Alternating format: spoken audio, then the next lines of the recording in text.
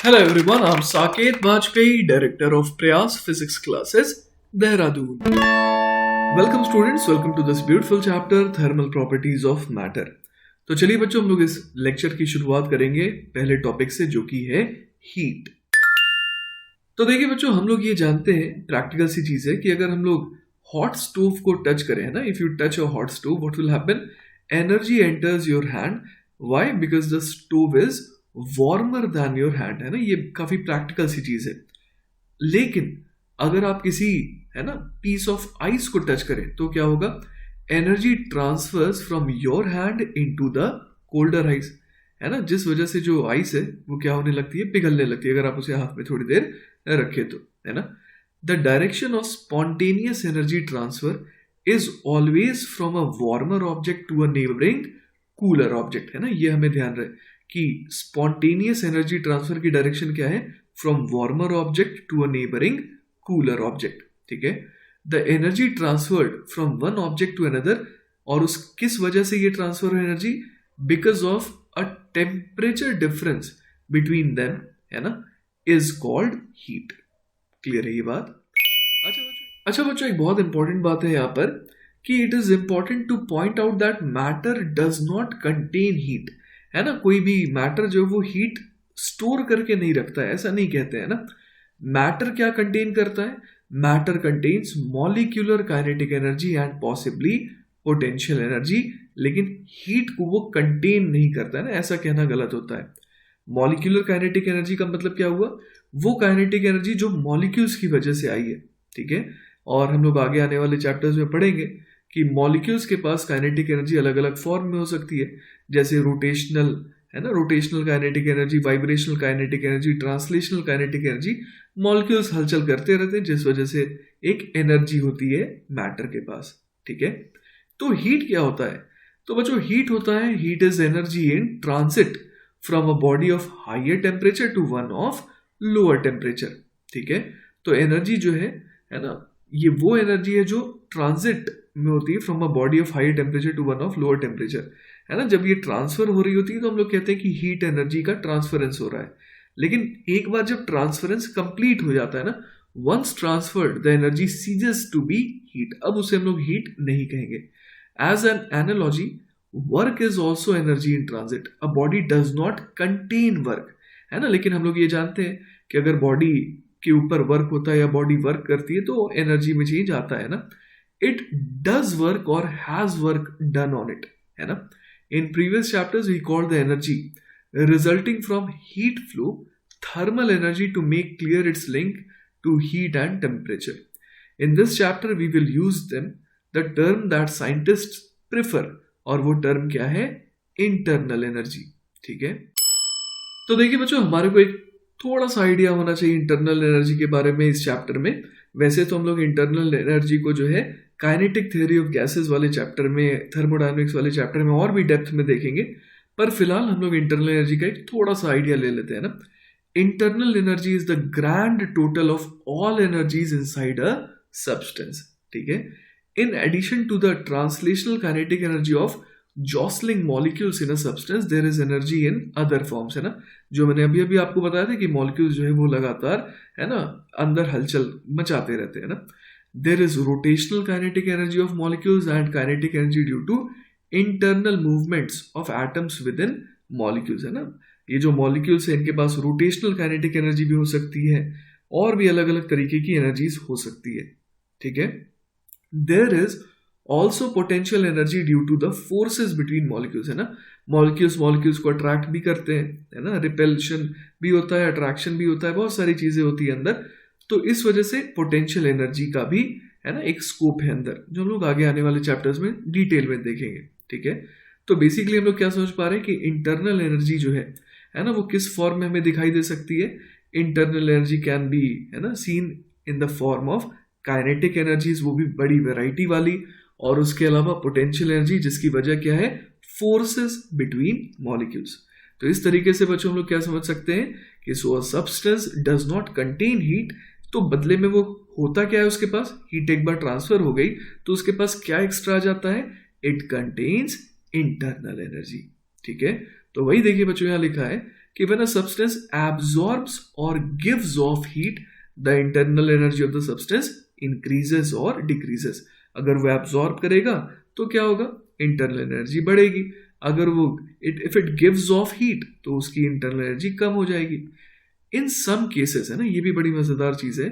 In some cases, as when ice is melting, the added heat does not increase molecular kinetic energy but goes instead into other forms of energy. है ना, ये हम लोग देखेंगे कि जैसे आप मान लीजिए कि बर्फ को पिघला रहे हैं ना एनर्जी प्रोवाइड करके, तो उसके टेम्परेचर में आपको फर्क नहीं दिखाई देगा, लेकिन फिर भी वो एनर्जी कहीं ना कहीं तो जा रही है. तो वो एनर्जी एक्चुअली किस फॉर्म में जाती है, वो एक्चुअली जाती है चेंज ऑफ फेज में, है ना. The substance undergoes a change of phase which we will cover in detail, है ना. आगे आने वाले चैप्टर्स में हम लोग इसे डिटेल में पढ़ेंगे. ठीक है, चलिए बच्चों, तो नेक्स्ट हमारा टॉपिक है टेम्परेचर. ठीक है, the quantity that indicates how warm और cold an object is with respect to some standard is called temperature. ठीक है, तो बेसिकली टेम्परेचर से हमें किस चीज का आइडिया मिलता है कि कोई भी ऑब्जेक्ट जो है वो कितना वार्म है या फिर कितना कोल्ड है. The first thermal meter for measuring temperature, the thermometer, was invented by Galileo in 1602. ये जो वर्ड थर्मल है ना, the word thermal is from the Greek term for heat. ठीक है, the familiar mercury in glass thermometer came into widespread use some 70 years later. ठीक है, you can expect to see mercury thermometers phased out in coming years because of the danger of mercury poisoning. है ना, mercury जो है ना, वो काफी poisonous होता है, जिस वजह से हम लोग एक्सपेक्ट कर सकते हैं कि जो मर्क्यूरी थर्मोमीटर है वो धीरे धीरे क्या हो जाएगा, गायब हो जाएगा. और इनफैक्ट हम लोग इसे गायब होता है वो आजकल देख भी रहे हैं, जैसे ही हम लोग डिजिटल थर्मोमीटर्स का अराइवल देखते हैं, है ना. We express the temperature of some quantity of matter by a number that corresponds to its degree of hotness और coldness on some chosen scale. आइए देखते हैं कैसे. Nearly all materials expand when the temperature is raised and contract when the temperature is lowered. है ना, ये एक ऐसी चीज है जो मेजॉरिटी ऑफ द ऑब्जेक्ट्स में देखी गई है. Most thermometers measure temperature by means of the expansion और contraction of a liquid, usually mercury और coloured alcohol in a glass tube with a scale. है ना, तो आई होप कि आपने थर्मोमीटर देखा होगा, और जो मेजॉरिटी ऑफ द थर्मोमीटर्स होते हैं ना, उनमें हम लोग देखते हैं कि क्या होता है, अंदर मर्क्यूरी होता है. ठीक है, कुछ केसेस में कलर्ड अल्कोहल भी होता है. ऑलराइट, तो यहां पर बच्चों किस साइंस का यूज हुआ है, यहां पर है ना इस कॉन्सेप्ट का यूज हुआ है कि कोई भी चीज जो है वो एक्सपैंड करती है ना, अगर उसके टेम्परेचर को क्या किया जाए, बढ़ाया जाए. है ना, तो हम लोग देखते हैं कि होता क्या है कि आपके पास अगर एक थर्मोमीटर है ना, और अगर आपने उसे एक मान लीजिए कि किसी एक ऐसे इंसान से टच करा दिया जिसे फीवर है, तो क्या होता है कि वो ऑब्जेक्ट, वो जो इंसान है, वो गर्म होने की वजह से क्या करता है, वो थर्मोमीटर के कांटेक्ट में जब आता है तो उसे जो है ना, उससे भी क्या करता है, हीट अप करता है, जिस वजह से उस इंसान के शरीर से जो हीट एनर्जी है उसका फ्लो होता है किसमें, थर्मोमीटर में, जिस वजह से जो थर्मोमीटर की जो मर्क्यूरी है वो क्या कर जाती है, एक्सपैंड कर जाती है. और हम लोग यहाँ पर जो इस तरीके से कैलिब्रेट करते हैं कि हमें डायरेक्टली आइडिया लग जाता है कि इतनी लेंथ पर क्या टेम्परेचर होगा उस मर्क्यूरी का. और जो टेम्परेचर है ना, जो टेम्परेचर जो है उस थर्मोमीटर का हो चुका है ना, जो टेम्परेचर उस थर्मोमीटर का हो चुका है वही टेम्परेचर हम लोग समझ सकते हैं कि इंसान का भी था, क्योंकि इंसान और थर्मोमीटर क्या हो गए, एक दूसरे के कांटेक्ट में आ गए थे काफी देर के लिए, और जो टाइम ड्यूरेशन था, जितने देर में वो दोनों एक दूसरे के कांटेक्ट में आए, उसमें हम लोग समझ सकते हैं कि एक इक्विलिब्रियम एस्टैब्लिश हो गया था. इक्विलिब्रियम एस्टैब्लिश होने का मतलब क्या हुआ कि दोनों का टेम्परेचर क्या हो गया था, इंसान और उस थर्मोमीटर का जो टेम्परेचर है वो सेम हो चुका था. ठीक है, अब देखिए बच्चों, हम लोग बात करते हैं about the most widely used temperature scale, the international scale. The number 0 is assigned to the temperature at which water freezes and the number 100 to the temperature at which water boils at standard atmospheric pressure. है ना, आगे हम लोग ये देखेंगे कि pressure के change होने से क्या होता है कि जो बॉइलिंग पॉइंट है वाटर का और जो फ्रीजिंग पॉइंट है वाटर का, इसमें वेरिएशन आता है। तो जो हम लोग बात कर रहे हैं 0 और 100 की, वो एक्चुअली स्टैंडर्ड एटमॉस्फेरिक प्रेशर पे बात कर रहे हैं, ठीक है। The space between is divided into 100 equal parts called degrees. Hence, a thermometer so calibrated has been called a centigrade thermometer. है ना, सेंटी आया 100 से और ग्रेडस फॉर स्टेप, ठीक है। However, it is now called a Celsius thermometer. है ना, बात एक ही है, सेंटीग्रेड थर्मोमीटर कहिए या सेल्सियस थर्मोमीटर कहिए, बात एक ही है, पर ज्यादा यूज जो है सेल्सियस थर्मोमीटर इस नाम का होता है ना।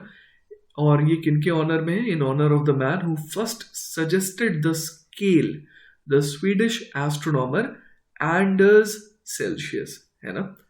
Interestingly enough, what a thermometer really displays is its own temperature, है ना। जैसा मैंने आपको अभी भी बताया था कि जब वो इंसान के कांटेक्ट में आता है तो थर्मोमीटर का खुद का टेम्परेचर जो है वो चेंज हो जाता है ना, जिस वजह से वो अपना टेम्परेचर हमें बताता है। When a thermometer is in thermal contact with something whose temperature we wish to know, energy will flow between the two until the temperatures are equal and thermal equilibrium is established. If we know the temperature of the thermometer, we then know the temperature of the something. ठीक है। अब देखिए thermometer की क्या क्या, मतलब कि क्या क्या आप चाहेंगे कि थर्मोमीटर की क्या क्या स्पेशलिटी हो। A thermometer should be small enough and it does not appreciably alter the temperature of the something being measured, है ना। वो खुद जो है कैसा हो, बहुत ज्यादा बल्कि ना हो, है ना। If you are measuring the air temperature of a room then your thermometer is small enough, ठीक है। But if you are measuring the temperature of a drop of water, contact between the drop and the thermometer में change the drop's temperature, है ना। तो इस वजह से हम लोग समझ पा रहे हैं कि अलग अलग चीज़ों को मेजर करने के लिए आपको अलग अलग टाइप के थर्मोमीटर की रिक्वायरमेंट होगी। जो यूजुअल थर्मोमीटर है ना, वो हम लोगों के केस में हमारे टेम्परेचर को मेजर करने के लिए तो ठीक है, क्योंकि वो हमारे रेस्पेक्ट में कैसा है, बहुत छोटा है। लेकिन ये तब फेल हो जाएगा जब हम लोग किसका टेम्परेचर मेजर करना चाह रहे हैं, एक ड्रॉप ऑफ वाटर का, है ना। Because the contact between the drop and the thermometer में चेंज द ड्रॉप्स टेम्परेचर, है ना। उसका खुद का टेम्परेचर चेंज हो जाएगा तो फिर वो गलत टेम्परेचर बताएगा। A classic case of the measuring process, changing the thing that is being measured, ठीक है। अब देखिए बच्चों, अगर हम लोग इन जनरल किसी भी थर्मोमीटर की बात करें, है ना, तो वहां पर क्या होता है कि we arbitrarily assign a temperature T1 to the ice point, मतलब कि freezing point of water, and T2 to the steam point, मतलब कि boiling point of water, ठीक है। Suppose the length of the mercury column is L1 when the bulb is kept in melting ice, है ना। मतलब ये जो bulb है ना, जो कि एक्चुअल में कांटेक्ट में रहता है दूसरे ऑब्जेक्ट के साथ, तो ये एक्चुअली, है ना, जब ये मेल्टिंग आइस में ऐसे रखा जाए तो लेटर से कि जो मर्क्यूरी है उसकी लेंथ कितनी आ रही है, L1 आ रही है। और इसी तरीके से ये जो मर्क्यूरी की जो कॉलम है उसकी लेंथ मान लीजिए कि L2 आ रही है when the bulb is kept in boiling water, ठीक है। तो हम लोग यहाँ पर क्या समझ पा रहे हैं कि दस length L1 of mercury column means that the temperature of the bulb is T1 and the length L2 of the mercury column means that the temperature is T2, है ना। ये करस्पॉन्डेंस हम लोग समझ पा रहे हैं। The temperature corresponding to any length L, जैसा कि हम लोग डायग्राम में देख पा रहे हैं, may be defined by assuming a linear relation between L and T, है ना। तो अगर हम लोग ये मान ले, है ना, जो कि अप्रोक्सीमेटली सही भी है, कि यहाँ पर, है ना, यहाँ पर अगर जो लेंथ है वो इस टेम्परेचर के साथ जो है लीनियरली वेरी कर रहा है, तो हम लोग यहाँ पर ये रिलेशन यूज कर सकते हैं, है ना, T बराबर AL प्लस B, ठीक है। आप बच्चों ये समझ पा रहे होंगे कि यहाँ पर T is equal to AL plus B जैसी इक्वेशन क्यों यूज हुई, क्योंकि हम लोगों ने लीनियर रिलेशन एज्यूम करा बिटवीन L एंड T। और लीनियर जो है रिलेशन, है ना, मतलब स्ट्रेट लाइन वाली इक्वेशन होती है जो कि y बराबर mx प्लस c जैसी होती है। तो इस तरीके से हम लोग समझ पा रहे हैं कि यहाँ पर जो स्लोप है उसका रोल कौन प्ले कर रहा है, a प्ले कर रहा है, और b जो है वो एक तरीके से y इंटरसेप्ट का रोल प्ले कर रहा है, ठीक है। अ change of 1 degree in temperature will mean a change of L2 minus L1 upon T2 minus T1 in the length of mercury column, है ना। यहाँ पर यूनिटरी मेथड लगा दिया गया, है ना, कि L2 माइनस L1 इतने लेंथ का जब चेंज आ रहा है ना, तो टेम्परेचर कितने से चेंज हो रहा है, T2 माइनस T1 से। तो L2 minus L1 upon T2 minus T1, ये बेसिकली हमें क्या बता रहा है कि a change of 1 degree in temperature will mean a change of this much in the length of mercury column, है ना। Thus we can graduate the length of the capillary directly in degrees, जिससे हमें क्या फायदा होगा कि हम लोग लेंथ को देख करके डायरेक्टली हम लोग टेम्परेचर की जानकारी हासिल कर पाएंगे, ठीक है। तो चलिए बच्चों, अब सबसे पहले बात करते हैं हम लोग द सेंटीग्रेड सिस्टम की, है ना। इसके बारे में एक थोड़ा सा आइडिया जो है हमारे को है, क्योंकि अभी अभी हम लोगों ने सेंटीग्रेड या फिर सेल्सियस सिस्टम के बारे में थोड़ा सा पढ़ा था। अब इसमें देखिए बच्चों, अगर मैं L0 और L100 से डिनोट करूं किसे, lengths of the mercury column at 0 degree Celsius and 100 degree Celsius को, ठीक है। तो जो इक्वेशन हम लोगों ने अभी अभी सोची थी, है ना, वो कौन सी इक्वेशन थी बच्चों, T is equal to AL plus B। तो उसमें हम लोग जैसे कि, है ना, T इक्वल टू 0 अगर पुट कर दें तो देखिए यहाँ पर क्या आ जाएगा, T के बदले 0 आ गया, तो 0 इज इक्वल टू क्या आ जाएगा, AL0 प्लस B। और इसी तरीके से T को जब 100 पुट करेंगे तो क्या आएगा, 100 is equal to AL100 plus B। इन दोनों को सॉल्व करने पर देखिए हमारे को B की वैल्यू मिल जाएगी, और वो कितनी आएगी, माइनस AL0। क्लियर है ये बात। और A की वैल्यू हमें कितनी मिल जाएगी, 100 अपॉन L100 माइनस L0, है ना। इस वाली इक्वेशन से ये मिल गया, और इस वाली इक्वेशन से हमारे को ये मिल जाएगा अगर हम लोग B की वैल्यू भी इसमें पुट कर दे तो, ठीक है। तो इस तरीके से देखिए हम लोग यहाँ पर क्या निकाल सकते हैं, हम लोग यहाँ पर निकाल सकते हैं T is equal to AL plus B, इस इक्वेशन का इस्तेमाल करके, है ना। यहाँ पर हमारे को A भी मिल गया और B भी मिल गया, तो हम लोग फाइनली T इक्वल टू क्या देख पा रहे हैं, कितना आ जाएगा, L minus L0 upon L100 minus L0 into 100 degree. तो ये हमें क्या बता रहा है, ये हमें बता रहा है the temperature corresponding to a length L, मतलब कि अगर मर्क्यूरी थर्मोमीटर में लेंथ L शो हो रहा है तो हम लोग कह देंगे कि टेम्परेचर कितना है, वो T डिग्री सेल्सियस है, ठीक है। तो बच्चों, अब तक हम लोगों ने सेल्सियस स्केल के बारे में पढ़ाई करी है ना। अब हम लोग एक और टेम्परेचर स्केल के बारे में बात करेंगे जो कि पॉपुलर है यूनाइटेड स्टेट्स में। On this scale the number 32 is assigned to the temperature at which water freezes and the number 212 is assigned to the temperature at which water boils. Such a scale makes up a Fahrenheit thermometer named after its illustrious originator, the German physicist Gabriel Daniel Fahrenheit.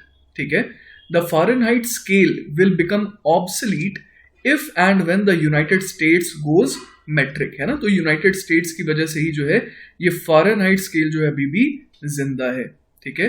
The conversion to Celsius will put the United States in step with the rest of the world, मतलब rest of the world जो है वो अब इसे त्याग चुकी है, where the Celsius scale is the standard. तो बच्चों, इसकी वजह क्या है, actually Americans are slow to convert, changing any long established custom is difficult and the Fahrenheit scale does have some advantages in everyday use. कुछ खासियत भी है बच्चों फारेनहाइट स्केल की, जिस वजह से उसे अभी भी वहां पर जिंदा रखा गया है ना।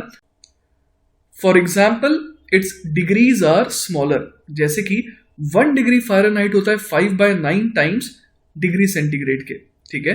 तो बेसिकली होता क्या है कि एक थर्मोमीटर है, उसमें आप देख पा रहे हैं कि 32 असाइन किया गया किसे, आइए मैं डायग्राम दिखाता हूं। हम लोग देख पा रहे हैं कि फारेनहाइट स्केल में क्या होता है कि 32 असाइन किया जाता है किसे, जिसे हम लोग, है ना, वाटर की फ्रीजिंग पॉइंट कहते हैं, जो कि 0 डिग्री सेल्सियस होता है। और 212 डिग्री असाइन किया गया किसे, जिस टेम्परेचर पर वाटर जो है वो बॉईल करता है, दैट इज 100 डिग्री सेल्सियस। तो जो स्केल सेल्सियस में 100 डिविजन्स में डिवाइडेड है, वो यहां पर कितने में डिवाइडेड है, तो 212 माइनस 32, है ना, दैट इज 180 डिविजन्स में डिवाइडेड है। तो ऑब्वियस है कि फारेनहाइट स्केल जो है ना, उसमें एक एक डिविजन जो है वो कैसी है, छोटी है एज कंपेयर टू सेल्सियस, है ना, which gives greater accuracy when reporting the weather in whole number temperature readings. Then, too, people somehow attribute a special significance to numbers increasing by an extra digit. Thus, when the temperature of a hot day is reported to reach 100 degree Fahrenheit, the idea of heat is conveyed more dramatically than by stating that the temperature is 38 degree Celsius, है ना। तो थोड़ा और dramatic होता है इस unit में बातें करना। Like so much of the British system of measure, the Fahrenheit scale is geared to human beings. तो देखिए बच्चों, अब हम लोग बात करेंगे प्लैटिनम रेजिस्टेंस थर्मोमीटर की। तो देखिए, अब तक हम लोगों ने क्या देखा? अब तक हम लोगों ने देखा कि एक्सपेंशन ऑफ मर्क्यूरी, इसका यूज करके हम लोगों ने थर्मोमीटर बनाया था। लेकिन the expansion of mercury is just one thermometric property that can be used to define a temperature scale and prepare thermometers. There may be many others, है ना। ये तो सिर्फ एक, है ना, एक ये प्रॉपर्टी है, ठीक है। इसके अलावा और क्या क्या पॉसिबिलिटीज है, जैसे कि electrical resistance of a metal wire, इसका भी हम लोग इस्तेमाल कर सकते हैं। जिस तरीके से मर्क्यूरी की लेंथ जो है ना, वो क्या होती है, बढ़ती है टेम्परेचर के बढ़ने से, तो उसी तरीके से हम लोग देख सकते हैं कि electric resistance of a metal wire ये भी इंक्रीज करती है मोनोटोनिकली विथ टेम्परेचर, और इस वजह से it may be used to define a temperature scale, ठीक है। तो बहुत ज्यादा डेप्थ में हमारे को नहीं पढ़ना है, बस एक आइडिया लगाना है कि जिस तरीके से वहां पर लेंथ का रोल था, वहां उस तरीके से यहां पर रेजिस्टेंस का रोल है ना। If R0 and R100 denote the resistances of a metal wire at ice point and steam point respectively, we can define temperature T corresponding to the resistance RT as ये रहा, है ना, T equal to RT minus R0 upon R100 minus R0 into 100 degree, है ना। तो बिल्कुल similar काम यहां पर हम लोग कर रहे हैं, ठीक है। The temperatures of the ice point and the steam point are chosen to be 0 degree Celsius and 100 degree Celsius as in centigrade scale, है ना। जिस तरीके से वहां पर होता है उसी तरीके से यहां पर भी हम लोग चुनते हैं ना। A platinum wire is often used to construct a thermometer based on this scale. Such a thermometer is called platinum resistance thermometer and the temperature scale is called the platinum scale. जैसे अभी हम लोगों ने centigrade scale या फिर Fahrenheit scale की बात करी, उसी तरीके से यहाँ पर प्लैटिनम स्केल की बात होती है, ठीक है। इसी तरीके से बच्चों, हमारे को एक और टाइप के थर्मोमीटर का आइडिया होना चाहिए, वो है कांस्टेंट वॉल्यूम गैस थर्मोमीटर। तो देखिए बच्चों, यहां पर हम लोग किस प्रॉपर्टी का यूज करने वाले हैं? A gas enclosed in a container has a definite volume and a definite pressure in any given state. If the volume is kept constant, the pressure of a gas increases monotonically with increasing temperature. तो basically बात क्या है कि अगर एक gas है जिसे हम लोगों ने एनक्लोज कर दिया एक कंटेनर में, है ना, तो अब क्या होता है कि जैसे जैसे आप टेम्परेचर बढ़ाते हैं ना, वैसे वैसे क्या होता है, वैसे वैसे प्रेशर जो है वो बढ़ता जाता है ना। तो वही यहां लिखा है कि the pressure of a gas increases monotonically with increasing temperature. This property of a gas may be use to construct a thermometer, और उसका यहां पर हमारे को एक डायग्राम दे रखा है, ठीक है। तो बहुत ज्यादा डेप्थ में हमारे को नहीं जाना है, बस हमारे को ये जानना है ना, कि ये जो हम लोग थर्मोमीटर की बात करें ना, कांस्टेंट वॉल्यूम गैस थर्मोमीटर, तो इसमें बेसिकली किस प्रॉपर्टी का यूज हो रहा है? इसमें इस प्रॉपर्टी का यूज हो रहा है कि प्रेशर जो है वो क्या होता है, बढ़ता है मोनोटोनिकली विथ इंक्रीजिंग टेम्परेचर। जिस तरीके से हम लोगों ने मर्क्यूरी थर्मोमीटर में देखा था कि लेंथ बढ़ता है ना, टेम्परेचर के बढ़ने से। फिर हम लोगों ने प्लैटिनम वायर रेजिस्टेंस थर्मोमीटर में देखा था कि रेजिस्टेंस बढ़ता है टेम्परेचर के बढ़ने से। तो उसी तरीके से यहाँ पर हम लोग क्या देख पा रहे हैं कि प्रेशर वो क्वांटिटी है जो बढ़ रही है टेम्परेचर के बढ़ने से। क्लियर है?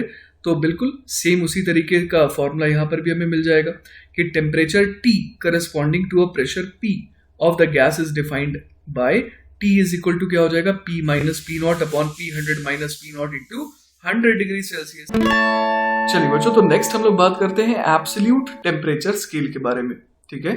Still another temperature scale favoured by scientists is the Kelvin scale, ठीक है, named after the Scottish physicist William Thomson first Baron Kelvin, ठीक है। This scale is calibrated not in terms of the freezing and boiling points of water but in terms of energy itself, है ना। तो ये थोड़ा different variety का हमारा scale है। The number 0 is assign to the lowest possible temperature, जिसको absolute 0 कहा गया, ठीक है, at which a substance has absolutely no kinetic energy to give up. Absolute 0 corresponds to minus 273 degree Celsius on the Celsius scale, ठीक है। तो 0 kelvin जो है वो किसके इक्विवेलेंट है, माइनस 273 डिग्री सेल्सियस के, और ये क्या है, ये एक ऐसा टेम्परेचर है ना, जो किसे असाइन किया गया, to the lowest possible temperature that is absolute zero at which substance is absolutely no kinetic energy to give up. ठीक है, units on the Kelvin scale have the same size increments as degrees on the Celsius scale, है ना. तो यहां पर भी हम लोग देख पा रहे हैं कि यूनिट की वैल्यू जो है ना, जैसे 1 केल्विन की वैल्यू क्या होगी, सेम एज 1 डिग्री सेल्सियस के. ठीक है, तो हम लोग यहाँ पर समझ पा रहे हैं कि जो साइज इंक्रीमेंट है वो सेम है, डिग्रीज में देखिए या फिर केल्विन स्केल में देखिए. तो जैसे कि 0 केल्विन का मतलब हो गया -273 डिग्री सेल्सियस.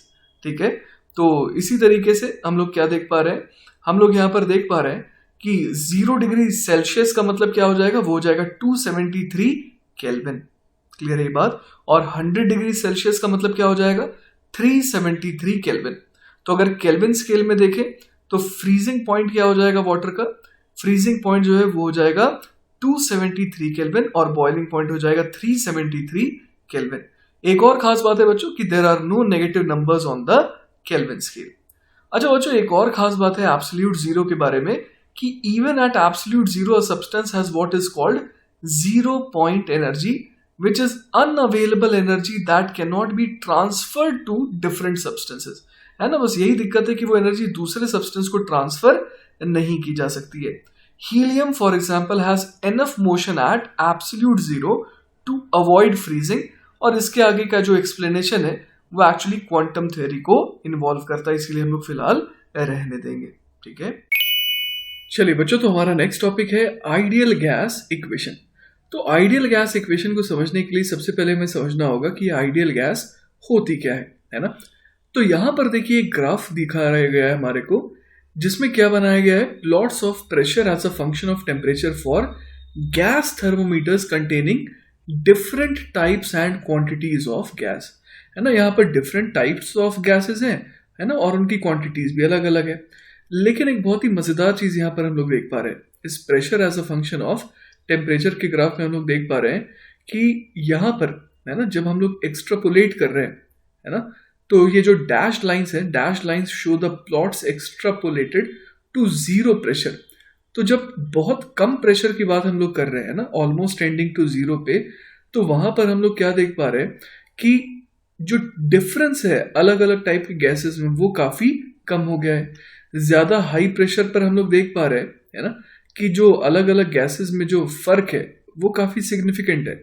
लेकिन जब हम लोग प्रेशर को कम कर दे रहे हैं तो फर्क जो है वो क्या हो जा रहा है, ऑलमोस्ट नेग्लिजिबल हो जा रहा है. तो इसी वजह से देखिए हम लोग क्या देख पा रहे हैं यहाँ पर कि we have seen that all the pressure of all gases changes with temperature in a similar fashion. लेकिन कब, for low pressures. Many of the properties of gases are common at low pressures and high temperatures, that is far above their condensation point, है ना, ताकि वो अच्छे से gas रहे. The pressure, volume and the temperature in Kelvin of such a gas obey the equation PV equal to nRT. ठीक है, where n is the amount of the gas in number of moles and R is a universal gas constant, है ना, universal constant having value 8.314 joule per Kelvin per mole. The constant R is called the gas constant. ठीक है, और ये जो equation है PV equal to nRT, ये क्या कहलाती है, आइडियल गैस इक्वेशन कहलाती है. और a gas obeying this equation is called an ideal gas. तो यहाँ पर देखिए हम लोग क्या देख पा रहे हैं इस ग्राफ में, है ना, यहाँ पर हम लोग देख पा रहे हैं कि ये जो टेम्परेचर है ना, जिसको हम लोग -273.15 डिग्री सेल्सियस के तौर पे देख रहे हैं, तो इसको 0 केल्विन बेसिकली बोल दिया गया, है ना. और 0 केल्विन के बारे में हम लोग और भी क्या जानते हैं कि 0 केल्विन जो है ना, एक ऐसा टेम्परेचर है जहां पर सिस्टम के पास कोई भी एनर्जी किसी दूसरे सिस्टम को देने के लिए नहीं बचती है. ठीक है, तो चलिए बच्चों, अब हम लोग एक बहुत आसान सा सवाल देखने वाले हैं. सवाल है, अ platinum resistance thermometer is constructed which reads 0 degree at ice point and 100 degree at steam point. Let Tp denote the temperature on this scale and let T denote the temperature on a mercury thermometer scale. The resistance of the platinum coil varies with T as RT is equal to R0 1 plus alpha T plus beta T square. derive an expression for the resistance as a function of TP। तो चलिए बच्चों सवाल को समझते हैं। Basically सवाल में ये कहा जा रहा है कि एक प्लैटिनम रेजिस्टेंस थर्मोमीटर है जिसे इस तरीके से कंस्ट्रक्ट किया गया है सच दैट कि वो 0 डिग्री है ना रीड करता है कब, आइस पॉइंट पर, और 100 डिग्री रीड करता है एट स्टीम पॉइंट पर। ठीक है, तो काफी रिजेम्बलेंस दिख रहा है हमें किसमें, हमें दिख रहा है जो मर्क्यूरी थर्मोमीटर की स्केल है और प्लैटिनम रेजिस्टेंस थर्मोमीटर की स्केल है उसमें एक रिजेम्बलेंस दिख रहा है ना, कि 0 डिग्री पर ये भी आइस पॉइंट कहता है, और जो मर्क्यूरी थर्मोमीटर की स्केल है उसमें अगर हम लोग सेल्सियस की बात करें तो 0 डिग्री सेल्सियस पर वहां पर भी आइस पॉइंट होता था, और 100 डिग्री पर यहाँ पर स्टीम पॉइंट है, और हम लोग जानते हैं कि सेल्सियस के केस में भी 100 डिग्री सेल्सियस पे ही स्टीम पॉइंट होता था। अब देखिए यहाँ पर क्या बोला गया है कि let TP denote the temperature on this scale, है ना। टीपी जो है टेम्परेचर है इस पर्टिकुलर स्केल पे, ठीक है, लेकिन टी जो है वो क्या है, T denote the temperature on a mercury thermometer scale, जिससे हम लोग ज्यादा कंफर्टेबल है। ठीक है, अब हमें क्या डिराइव करना है, हमें एक एक्सप्रेशन डिराइव करना है for the resistance as a function of TP. ठीक है, तो देखिए बच्चों आई होप कि आपको ये समझ में आ रहा होगा कि यहाँ पर हमें कौन सा फॉर्मूला यूज करना चाहिए। TP is equal to R TP minus R naught upon R 100 minus R 0 into 100, है ना। ये वाला फॉर्मूला हम लोग यहाँ पर यूज कर सकते हैं।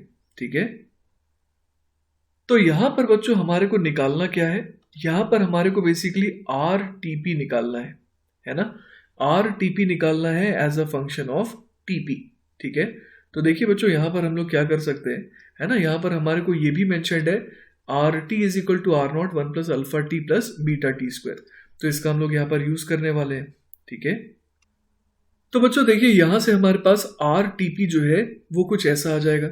ठीक है, तो अब यहां पर देखिए हम लोग क्या कर सकते हैं, आर 100 की वैल्यू यहां से निकाल सकते हैं, है ना, और इसी तरीके से आर 0 है ना, आर 0 जो है वो भी हम लोग यहां से निकाल सकते हैं। आर 100 कैसे निकालेंगे, तो टी की वैल्यू 100 पुट कर देंगे तो आर 100 आ जाएगा, फिर टी की वैल्यू 0 पुट कर देंगे तो हमारे पास आर 0 आ जाएगा। तो देखिए बच्चों यहां पर हमारे पास क्या आ जाएगा, R T P is equal to क्या आ जाएगा, TP upon 100 multiplied by R 100 की वैल्यू कितनी हो जाएगी, तो ये हो जाएगी R naught multiplied by 1 plus 100 alpha plus beta into 100 into 100, है ना, मतलब 10 की पावर 4 हो गया ये, माइनस यहाँ पर तो सिंपली हम लोग आर नॉट लिख सकते हैं, है ना, माइनस आर नॉट हो जाएगा ये, और फिर क्या आ जाएगा प्लस आर नॉट। क्लियर है, तो चलिए इसे सॉल्व करके देखते हैं क्या आ रहा है हमारे पास। तो आर नॉट यहाँ है और यहाँ माइनस आर नॉट है, तो ये तो देखिए कैंसिल आउट हो जाएगा। तो यहाँ से देखिए आर टीपी है ना, आर टीपी की वैल्यू देखते हैं कि कितनी आ रही है हमारे पास। ठीक है, तो ये देखिए आ जाएगी बच्चों टीपी अपॉन 100 मल्टीप्लाइड बाय कितना बच जाएगा यहाँ पर 100 into R naught alpha plus यहाँ पर हो जाएगा 10 की power 4 beta into R naught plus क्या कर देंगे हम लोग आर नॉट कर देंगे। तो देखिए बच्चों फर्दर इसे अगर सिंप्लीफाई करें तो ये बन जाएगा R TP is equal to TP upon 100 multiplied by, है ना, यहां पर हम लोग क्या देख पा रहे हैं कि 100 है और इधर 100 है, तो बेसिकली यहाँ के 100 को हम लोग क्या कर देंगे, गायब कर देंगे, है ना, और यहाँ पर क्या लिख देंगे R naught into alpha plus इधर भी 10 की पावर 4 अपॉन 100, तो ये बन जाएगा सिर्फ 100, है ना, तो 100 बीटा इंटू आर नॉट, और बाहर क्या आ जाएगा प्लस आर नॉट आ जाएगा।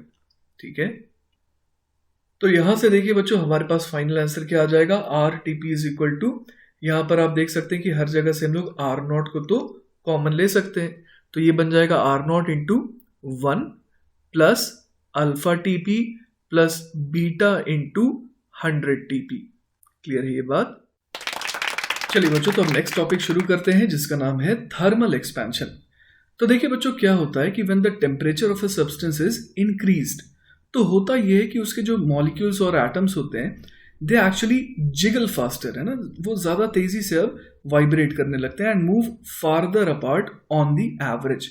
ठीक है, the result is an expansion of the substance with few exceptions all forms of matter, solids, liquids and gases and plasmas generally expand when they are heated and contract when they are cooled, है ना। यहाँ पर generally शब्द का हम लोग ध्यान रखेंगे, ठीक है।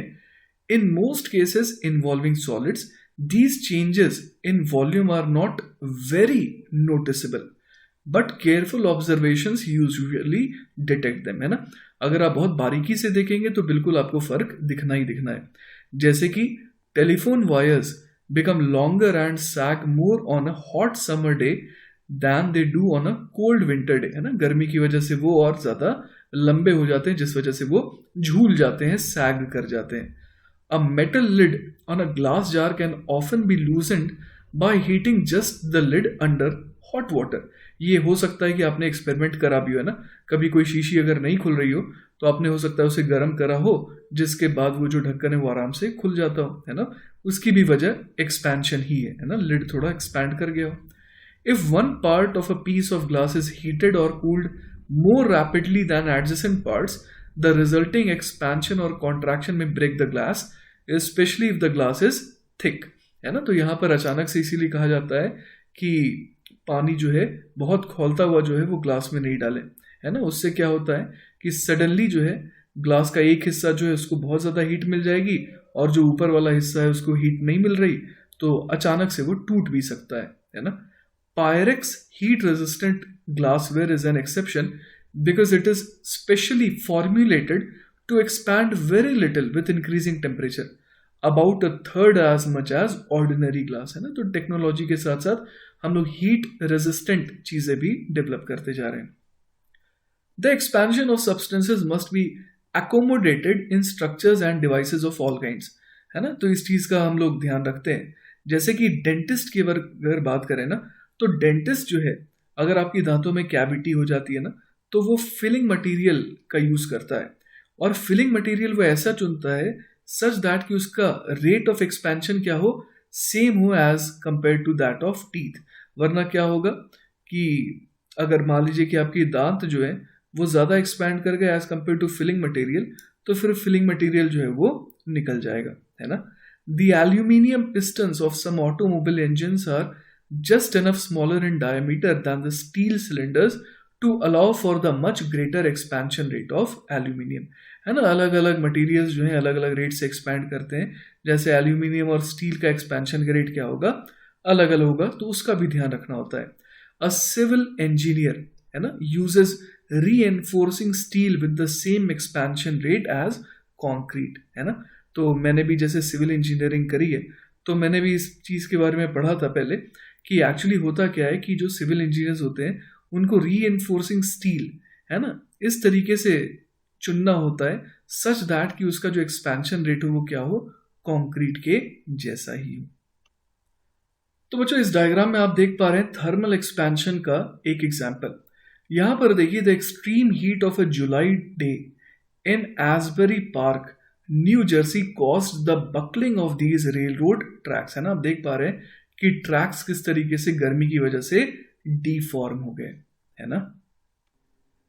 इसके अलावा बच्चों एक और बात है कि लिक्विड्स जो है ना, they actually expand appreciably with increases in temperature, है ना। तो liquids expand appreciably with increases in temperature. तो जैसे टेम्परेचर बढ़ता है तो उसके हिसाब से लिक्विड्स में काफी ज्यादा आपको एक्सपेंशन नजर आएगा। In most cases, the expansion of liquids is greater than the expansion of solids, ठीक है। The gasoline overflowing a car's tank on a hot day is evidence for this, क्योंकि गर्मी के टाइम पे क्या हो रहा होता है कि टैंक और जो उसके अंदर का कंटेंट है वो दोनों ही हीट को गेन कर रहे हैं। तो दोनों अगर सेम रेट से एक्सपैंड करते तो ओवरफ्लोइंग नहीं होता, है ना। तो वही यहाँ लिखा है, if the tank and contents expanded at the same rate, they would expand together and no overflow would occur. Similarly, if the expansion of the glass of a thermometer were as great as the expansion of the mercury would not rise with increasing temperature, है ना। तब तो हम लोग thermometer का इस्तेमाल ही नहीं कर पाते ना। ग्लास के कंपैरिजन में मर्क्यूरी ज़्यादा एक्सपैंड करता है, तो इस वजह से आपको एक फ़र्क नज़र आता है ना, और सिग्निफिकेंट फ़र्क होता है। The reason the mercury in a thermometer rises with increasing temperature is that the expansion of liquid mercury is greater than the expansion of glass, ठीक है। तो चलिए बच्चों, अब तक हम लोगों ने थ्योरेटिकल बातें कर ली अबाउट थर्मल एक्सपेंशन। अब हम लोग देखते हैं इसके फॉर्मूले, है ना। Consider a rod eight temperature T and suppose its length at this temperature is capital L, है ना। T टेम्परेचर पर इसकी लेंथ कितनी माने, L माने। As the temperature is changed to T plus delta T, the length is changed to L plus delta L, है ना। अगर डेल्टा T से टेम्परेचर को चेंज करेंगे तो डेल्टा L से लेंथ में चेंज आएगा। We define average coefficient of linear expansion in the temperature range delta T as alpha, है ना। Alpha, average of alpha is equal to क्या आ जाएगा, 1/L delta L upon delta T, है ना। तो ये क्या है, average coefficient of linear expansion, है ना। The coefficient of linear expansion at temperature T is limit of average coefficient as delta T tending to zero, मतलब कि अल्फा इज इक्वल टू क्या हो जाएगा, limit delta T tending to zero 1/L delta L upon delta T, जो कि क्या बन जाएगा 1/L dL बाई dt। और ये समझना हमारे लिए बहुत मुश्किल नहीं है, क्योंकि जिस तरीके से आपने काइनेमेटिक्स में पढ़ा था एवरेज वेलोसिटी को किस तरीके से इंस्टेंटेनियस वेलोसिटी में कन्वर्ट करते हैं, तो काइंड ऑफ उसी तरीके की चीज़ हम लोग यहाँ पर देख पा रहे हैं कि अगर average coefficient of linear expansion है तो उससे हम लोग जो है ना, simply coefficient of linear expansion कैसे एक्सट्रैक्ट कर सकते हैं ना। अगर delta T tending to zero हो जाएगा तो ये सिंपली अल्फा कहलाएगा, कोएफिशिएंट ऑफ लीनियर एक्सपेंशन। तो बेसिकली अल्फा क्या आ गया, 1/L dL bye dt। Clear है ये बात। अब देखिए बच्चों, suppose the length of a rod is L0, कब, 0 डिग्री सेल्सियस पर, and L theta at temperature theta, जिसे हम लोग सेल्सियस में मेजर कर रहे हैं। अब देखिए, if alpha is small and constant over the given temperature interval, तो अल्फा इज इक्वल टू क्या बोल सकते हैं हम लोग, L theta minus L0 upon L0 theta. ये कहाँ से आया, तो देखिए जो ऊपर फॉर्मूला था हमारे पास, है ना, वहां से आया। L थीटा माइनस L0 ये क्या है, ये DL कहला रहा है। थीटा क्या है, ये बेसिकली थीटा माइनस जीरो, मतलब कि dt का काम कर रहा है। और L0 क्या है, इसकी ओरिजिनल लेंथ है ना। तो यहां से हमारे पास क्या आ जाएगा, L theta is equal to L0 into 1 plus alpha theta, है ना। तो ये एक्चुअली हम लोग बहुत ज्यादा यूज करते हैं ना। This equation is widely used in solving problems. Clear है। तो एक तरीके से हम लोग समझ पा रहे हैं कि जितना ज्यादा होगा अल्फा, उतना ही ज्यादा उसका क्या होगा, एक्सपेंशन होगा। एक तरीके से ये समझ सकते हैं। The coefficient of volume expansion gamma, है ना। जिस तरीके से लीनियर एक्सपेंशन के लिए हम लोग अल्फा यूज करते हैं, उसी तरह वॉल्यूम एक्सपेंशन के लिए गामा यूज करते हैं। The coefficient of volume expansion gamma is defined in a similar way, है ना। जैसे कि V अगर volume of the body at temperature T है, तो हम लोग क्या कह सकते हैं, the coefficient of volume expansion at temperature T, वो क्या हो जाएगा, gamma equal to 1/V dV by dt। इसे बच्चों कोएफिशिएंट ऑफ क्यूबिकल एक्सपेंशन भी कहा जाता है, ठीक है। तो जिस तरीके से हम लोगों ने देखा लीनियर एक्सपेंशन के लिए अल्फा यूज होता है, उसी तरह क्यूबिकल या फिर वॉल्यूम एक्सपेंशन के लिए गामा यूज होता है। और हम लोग समझ सकते हैं कि बीटा का हम लोग इस्तेमाल कर सकते हैं किस केस में, एरियल एक्सपेंशन में, है ना। मतलब कि अगर एरिया चेंज हो रहा है तो उस केस में हम लोग क्या कर सकते हैं, बीटा इक्वल टू 1/एरिया dA बाई dt कर सकते हैं, बिल्कुल सिमिलर तरीके से, है ना। If V0 and B theta denote the volumes at 0 degree and theta measured in Celsius respectively, और गामा स्मॉल है, तो उस केस में हम लोग क्या कह सकते हैं, उस केस में हम लोग कह सकते हैं कि जो गामा है वो क्या रहेगा, कांस्टेंट रहेगा over the given temperature range, है ना। तो गामा को भी हम लोग क्या मान सकते हैं, कांस्टेंट मान सकते हैं ओवर दैट टेम्परेचर रेंज। तो उस केस में V थीटा बराबर क्या आ जाएगा, V0 into 1 plus gamma into theta, क्योंकि थीटा माइनस जीरो तो थीटा ही हो जाएगा ना, जो टेम्परेचर में चेंज है वो तो थीटा ही हो जाएगा, ठीक है। अब बच्चों हम लोग ये बड़े आराम से शो कर सकते हैं कि गामा जो है वो 3 अल्फा के बराबर है। और साथ ही साथ एक और चीज प्रूफ करी जा सकती है कि बीटा जो है ना, कोएफिशिएंट ऑफ एरियल एक्सपेंशन, है ना। जैसे एरिया का जो एक्सपेंशन होता है वो क्या हो जाएगा, वो 2 अल्फा हो जाएगा। आइए कोशिश करते हैं शो करने की। तो देखिए बच्चों, मान लेते हैं कि मैं एक एग्जांपल ले रहा हूँ क्यूब का, है ना। तो वहां पर हम लोग वॉल्यूम बराबर क्या लिख सकते हैं, लेंथ की पावर 3 लिख सकते हैं, है ना। तो हम लोग जानते हैं कि गामा इज इक्वल टू क्या है, गामा इज इक्वल टू होता है 1/V dV बाय dt, है ना।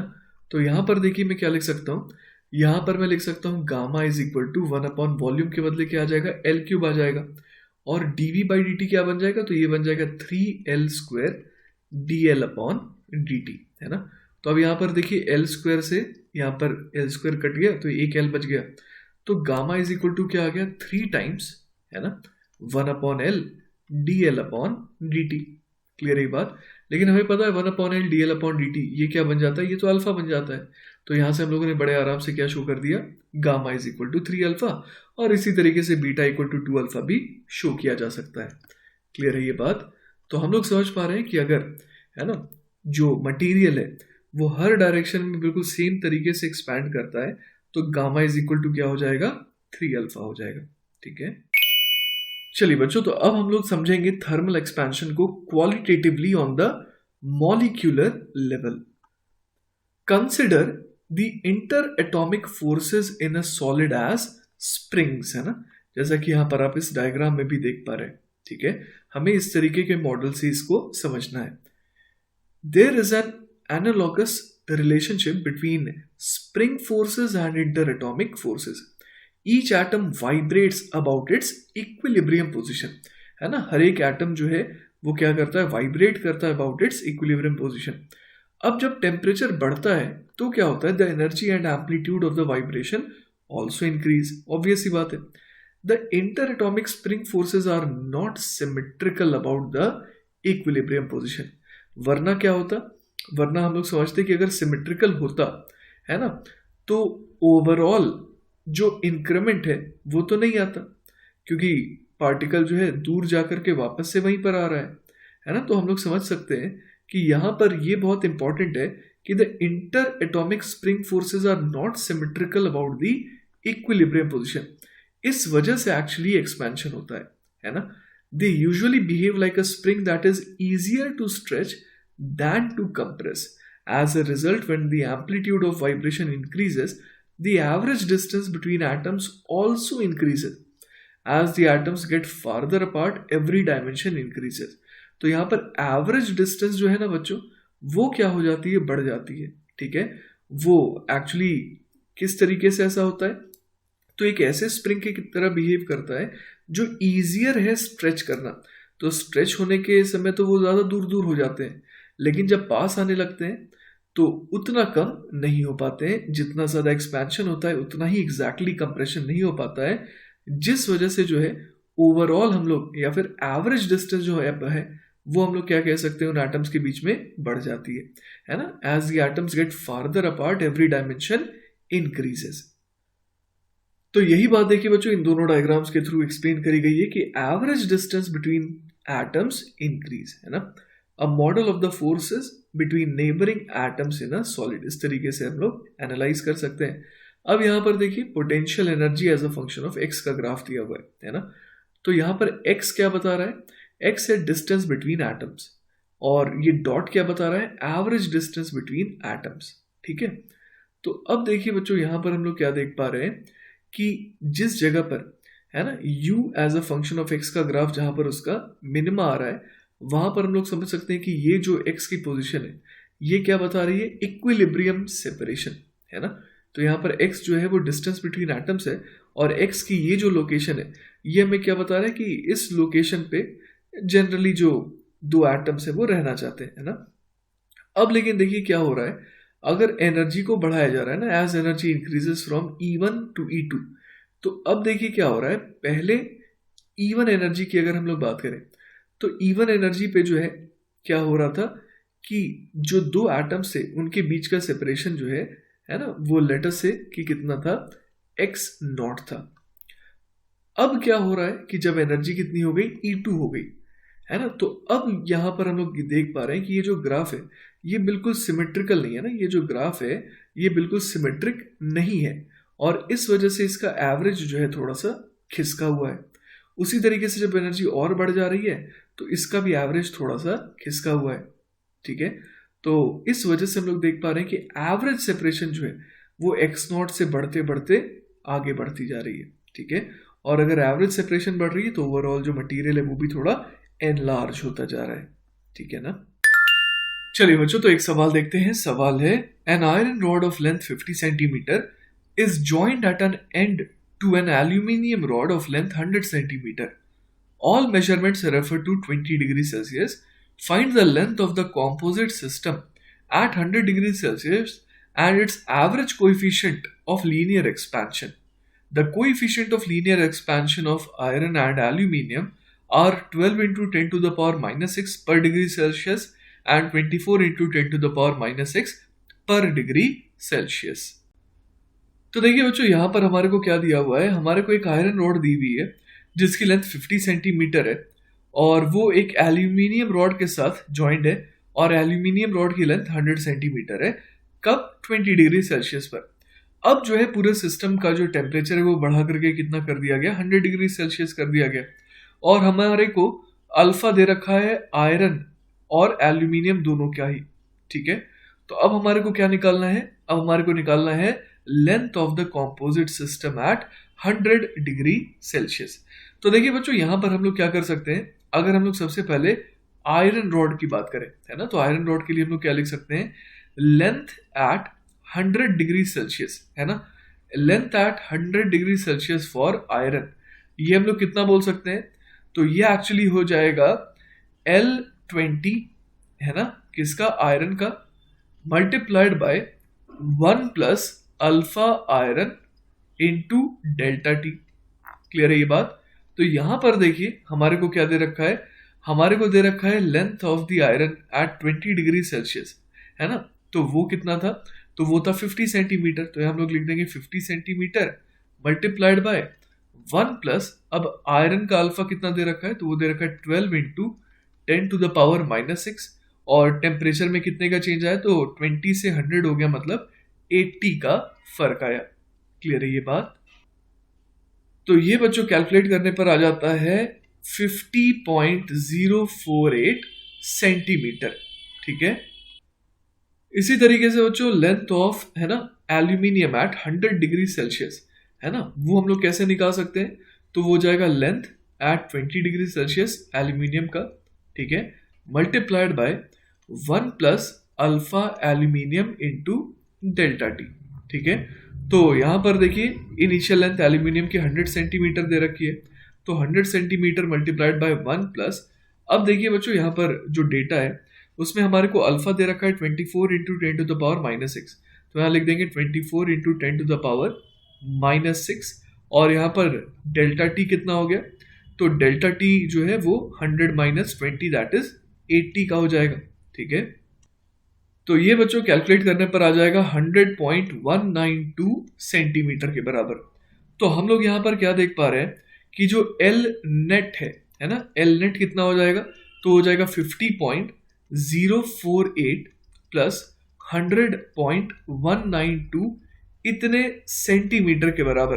ठीक है, तो इसे ऐड करके देखते हैं कि ये कितना आ जाएगा, तो ये आ जाएगा बच्चों 150.24 सेंटीमीटर के बराबर। ठीक है, तो ये एल नेट हो गया। ऑलराइट, तो हम लोग यहाँ पर क्या देख पा रहे हैं बच्चों कि अगर, है ना, अगर हमारे को पूरे के पूरे रॉड का एवरेज, है ना, average coefficient of linear expansion चाहिए, तो आप ये सोचिए कि अब हमारे को ये नहीं नजर आ रहा है कि कुछ पोर्शन एल्यूमिनियम का है और कुछ पोर्शन, है ना, आयरन का है। हमें बस ये नजर आ रहा है कि हमारे पास एक रॉड थी, है ना, रॉड की लेंथ कितनी थी शुरुआत में हमारे लिए 150 सेंटीमीटर थी।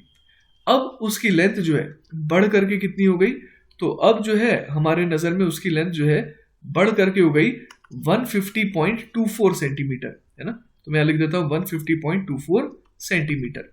तो हम लोग के लिए ये क्या हो गई, ये हो गई फाइनल लेंथ और ये हो गई इनिशियल लेंथ। तो यहां पर देखिए हम लोग क्या यूज कर सकते हैं, हम लोग बोल सकते हैं कि 150.24 इज इक्वल टू क्या हो जाएगा, ये हो जाएगा 150 multiplied by 1 plus alpha average into delta T, जो कि कितना है, डेल्टा टी तो 80 है ना। तो यहां से देखिए हमारे पास क्या आ जाएगा, हमारे पास अल्फा एवरेज उसकी वैल्यू जो है वो आ जाएगी 0.24। ठीक है, 0.24 अपॉन 150 मल्टीप्लाइड बाय 80, है ना। तो यहां से जो है अल्फा एवरेज की वैल्यू हमारे पास आ रही है 20 into 10 to the power minus 6 पर डिग्री सेल्सियस। ठीक है, तो यही हो जाएगा बच्चों हमारा फाइनल आंसर। तो इस तरीके से एवरेज, है ना, average coefficient of linear expansion निकालते हैं कि अब हमारे को रॉड जो है वो सिर्फ एक यूनिफॉर्म रॉड नजर आ रही है, हमारे को ऐसा नहीं लग रहा कि उसमें आयरन है और कुछ एल्यूमिनियम है। हम लोग उसकी इनिशियल लेंथ और फाइनल लेंथ और टेम्परेचर में चेंज देख करके एवरेज अल्फा निकालते हैं। ठीक है, चलिए बच्चों, तो नेक्स्ट सवाल देखते हैं। अगला सवाल है, an iron ring measuring 15 centimetre in diameter is to be shrunk on a pulley which is 15.05 centimeter in diameter. All measurements refer to the room temperature 20 degrees Celsius. To what minimum temperature should the ring be heated to make the job possible? Calculate the strain developed in the ring when it comes to the room temperature. Coefficient of linear expansion of iron is equal to 12 into 10 to the power minus 6 per degree Celsius. तो देखिए बच्चों, सवाल में क्या दिया हुआ है, we have an iron ring जिसका डायमीटर कितना है, 15 सेंटीमीटर है ना, and it is to be shrunk on a pulley which is 15.05 centimetre in diameter. ठीक है, तो अब आप देखिए कि इसके जो डायमीटर है उसे क्या करना होगा, गर्म करके बढ़ाना पड़ेगा, 15.05 सेंटीमीटर करना होगा ताकि, है ना, it can be shrunk on a pulley. और उसके बाद क्या होगा, उसके बाद ऑटोमेटिकली टेम्परेचर जो है वो वापस से रूम टेम्परेचर हो जाएगा कुछ देर बाद, और बहुत ही टाइटली, है ना, बहुत ही टाइटली फिर क्या होगा कि वो जो आयरन रिंग है वो उस पुली के साथ फिक्स हो जाएगी, है ना, क्योंकि वो जो आयरन रिंग है वो उस रूम टेम्परेचर पर, है ना, उस रूम टेम्परेचर पर तो वो 15 सेंटीमीटर डाया की बन के रहना चाहती है, लेकिन अब वो बन के रह नहीं पाएगी क्योंकि वो already it is now shrunk on a pulley जो कि 15.05 सेंटीमीटर इन डायमीटर है।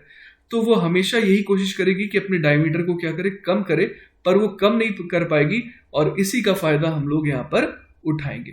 ठीक है, तो इस वजह से बच्चों क्या होने वाला है, एक स्ट्रेन डेवलप होने वाला है इस रिंग में, क्योंकि रिंग जिस लेंथ को, या है ना, या फिर जिस डायमीटर को एक्वायर करके रहना चाहती थी उस डायमीटर को एक्वायर करके नहीं रह पा रही है, तो इस वजह से वो एक स्ट्रेन डेवलप होगा उसके अंदर। ठीक है, इसके अलावा बच्चों एक और चीज का ध्यान दीजिएगा, जो फॉर्मूला हम लोगों ने देखा था ना, L is equal to L naught 1 plus alpha delta T, इसमें जो L है ना, वो क्या हो सकता है, वो कोई भी लीनियर डायमेंशन हो सकता है, जैसे कि it could be the thickness of a rod, the side length of a square sheet और the diameter of a hole. ठीक है, तो यहां पर हम लोग जो L है वो बेसिकली क्या लेंगे, डायमीटर लेंगे। ठीक है, तो यहां से देखते हैं बच्चों क्या आ जाएगा हमारे पास, L upon L naught is equal to आ जाएगा 1 प्लस अल्फा डेल्टा टी। तो यहां से क्या आ जाएगा हमारे पास, L upon L naught minus 1 is equal to alpha delta T, और हमें डेल्टा टी चाहिए पहले तो delta T is equal to कितना हो जाएगा, डेल्टा टी देखिए आ जाएगा हमारे पास 1 upon alpha multiplied by L minus L naught upon L naught के बराबर। ठीक है, तो हमारे को देखिए डेल्टा टी चाहिए था, अब अल्फा कितना दे रखा है, अल्फा दे रखा है 12 into 10 to the power minus 6, है ना, तो यहां पर हम लोग लिख देते हैं 1 upon 12 into 10 to the power minus 6 multiplied बाय, अब फाइनल लेंथ कितनी चाहिए, मतलब फाइनल डायमीटर कितना चाहिए, वो चाहिए 15.05, तो 15, है ना, 15 पॉइंट यहां पर लिख देते हैं 05 माइनस इनिशियल 15 थी अपॉन इनिशियल जो कि 15 थी। ठीक है, तो इसे चलिए सॉल्व करके देखते हैं कि क्या आ रहा है। तो यहां से देखिए डेल्टा टी जो है वो 278 डिग्री सेल्सियस आ जाएगा, है ना, और हम लोग समझ पा रहे हैं कि इनिशियल टेम्परेचर जो है वो कितना था, वो 20 डिग्री सेल्सियस है, जैसा कि सवाल में दे रखा है रूम टेम्परेचर। तो हम लोग समझ पा रहे हैं यहाँ पर कि टेम्परेचर फाइनल क्या होना चाहिए, 278 degree Celsius plus 20 degree Celsius, क्योंकि ये तो डेल्टा टी था, तो टेम्परेचर होना चाहिए 298 डिग्री सेल्सियस। तो बच्चों ये वो टेम्परेचर है जिस टेम्परेचर पर हमें इसे हीट करना होगा, है ना। तो देखिए बच्चों, अब हम लोग क्या निकालना चाहते हैं, अब हम लोग निकालना चाहते हैं स्ट्रेन डेवलप्ड।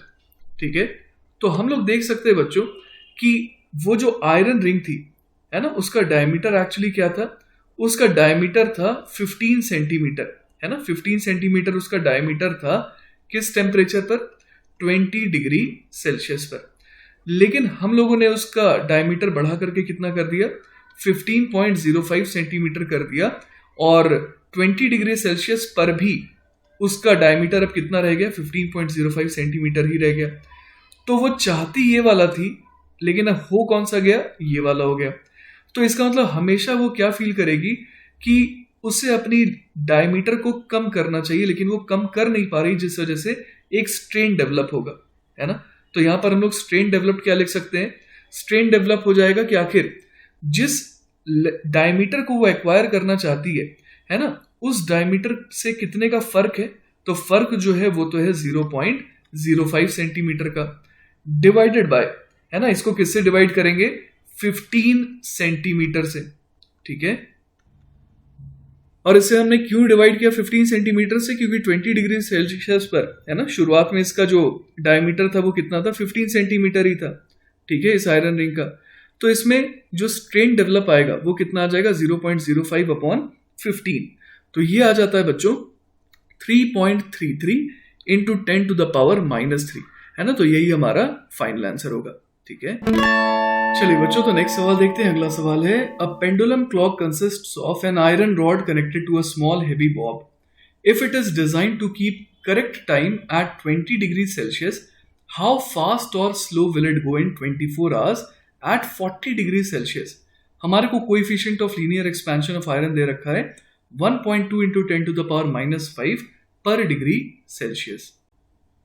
तो देखिए बच्चों, हमारे को ये पता है कि टाइम पीरियड का फॉर्मूला क्या होता है। टाइम पीरियड का फॉर्मूला होता है 2 pi under the root of L upon G, और यहाँ पर L को मैं L थीटा लिख देता हूँ, क्योंकि ये लेंथ कौन सा है, किसी भी थीटा टेम्परेचर पर उस पेंडुलम क्लॉक की लेंथ है, ठीक है।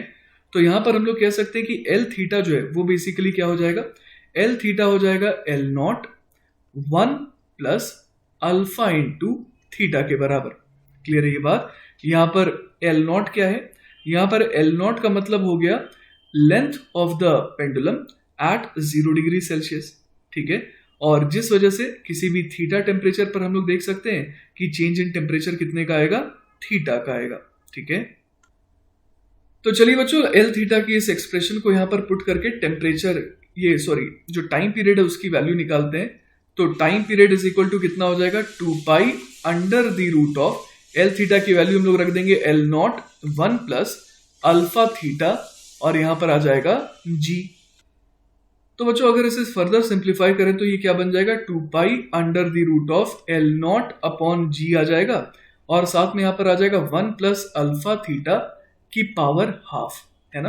तो अब यहां पर देखिए बच्चों, अगर हम लोग बाइनोमियल लगा दे तो time period is equal to कितना हो जाएगा, 2 pi under the root of L0 upon G, है ना, multiplied by 1 plus alpha theta की पावर हाफ को क्या लिखा जा सकता है, 1 plus half into alpha theta के बराबर, है ना। तो यहां पर हम लोग ये अप्रोक्सीमेटेड टाइम पीरियड हम लोग लिख सकते हैं एजम्पशन के साथ, ठीक है। तो यहां से देखिए हमारे पास बच्चों क्या आ गया, टाइम पीरियड, है ना, टाइम पीरियड हमारे पास कितना आ गया, ये आ गया T0 multiplied by 1 plus half alpha theta. यहां पर T0 का मतलब क्या है, ये टाइम पीरियड किस समय, जब टेम्परेचर कितना है, 0 डिग्री सेल्सियस। तो बच्चों यहां से हम लोग time period at 20 degree Celsius निकाल सकते हैं। वो कितना आ जाएगा, T0 multiplied by 1 plus half into alpha into 20 के बराबर, ठीक है। और इसी तरीके से T40 कितना आ जाएगा, तो वो आ जाएगा T0 multiplied by 1 plus half into alpha into 40 के बराबर, ठीक है। तो बच्चों हम लोग देख पा रहे हैं कि जैसे जैसे टेम्परेचर बढ़ रहा है वैसे वैसे टाइम पीरियड क्या हो रहा है, टाइम पीरियड भी जो है वो लगातार बढ़ता ही जा रहा है। क्लियर है ये बात। तो हम लोग एक काम करते हैं यहाँ पर, है ना, हम लोग यहाँ पर फ्रैक्शनल लॉस ऑफ टाइम निकालते हैं। वो कैसे, तो T40 minus T20 upon initial जो था दैट इज T20, है ना। तो ये हमारे को क्या दे रहा है, ये हमें फ्रैक्शनल लॉस ऑफ टाइम देगा, क्योंकि जैसे जैसे टेम्परेचर बढ़ रहा है वैसे वैसे टाइम पीरियड क्या होता जा रहा है, बढ़ता जा रहा है, और क्लॉक जो है वो स्लो होती जा रही है ना। तो कुछ टाइम का क्या हो रहा है, कुछ टाइम का एक्चुअली लॉस हो रहा है। तो हम लोग वही फ्रैक्शनल लॉस ऑफ टाइम निकालना चाह रहे हैं। तो T40 minus T20 upon T20 करके देखते हैं कि ये कितना आ रहा है ना। तो यहां पर देखिए हम लोग क्या लिख सकते हैं, T0 मल्टीप्लाइड बाय 1 प्लस, यहां पर हम लोग लिख सकते हैं 20 alpha minus T0 multiplied by 1 plus 10 alpha, है ना। और इस पूरे को हमें किससे डिवाइड करना होगा, T0 multiplied by 1 plus 10 alpha से। क्लियर है ये बात। तो चलिए इसे सॉल्व करके देखते हैं कि ये कितना आ रहा है। तो ये आ जा रहा है बच्चों, देखिए T0 माइनस T0 ये तो गया, फिर इधर आ जाएगा 20 T0 alpha minus 10 T0 alpha, तो ये बच जाएगा 10 T0 अल्फा, और इधर क्या आ गया, T0 multiplied by 1 plus 10 alpha. तो यहाँ पर देखिए टी नॉट से टी नॉट भी कट गया, तो ये देखिए बच्चों ऑलमोस्ट कितने के बराबर आ जाएगा, 10 अल्फा के बराबर, है ना। तो यहां से हम लोग देख सकते हैं कि जो वैल्यू आ रही है वो कितनी आ जा रही है, 1.2 इंटू 10⁻⁻4 की आ जा रही है। और यही क्या बन गया, फ्रैक्शनल, है ना, ये बन गया फ्रैक्शनल लॉस ऑफ टाइम। यहां पर मैं लॉस क्यों कह रहा हूं, क्योंकि जैसे जैसे टेम्परेचर बढ़ रहा है वैसे वैसे टाइम पीरियड क्या होता जा रहा है, टाइम पीरियड बढ़ता जा रहा है। तो समय बीतता जा रहा है लेकिन वो मेजर कम टाइम कर रहा है, तो इसलिए टाइम का लॉस हो रहा है। ठीक है, तो ये तो आया फ्रैक्शनल लॉस। अब हमें निकालना क्या था कि आखिर टाइम लॉस इन 24 आवर्स कितना आएगा, है ना। तो मुझे डेल्टा टी चाहिए था 24 आवर्स में, तो 24 आवर्स को मैं मल्टीप्लाई कर दूंगा किसके साथ, फ्रैक्शनल लॉस ऑफ टाइम के साथ, जो कि आया है 1.2 इंटू 10⁻⁻4। तो ये जो है बच्चों कैलकुलेशन के बाद आ जाता है लगभग 10.4 सेकेंड के बराबर। ठीक है, तो यही हो जाएगा हमारा फाइनल आंसर। ठीक है, इसी तरीके का बच्चों एक और सवाल देखते हैं। सवाल है, pendulum clock having copper rod keeps correct time at 20 degree Celsius, it gains 15 seconds per day if cooled at 0 degree Celsius, calculate the coefficient of linear expansion of copper. तो देखिए ये तो ऑब्वियस ही बात है कि अगर इसे ठंडा करेंगे, है ना, तो टाइम पीरियड जो है वो क्या हो जाएगा, वो कम हो जाएगा।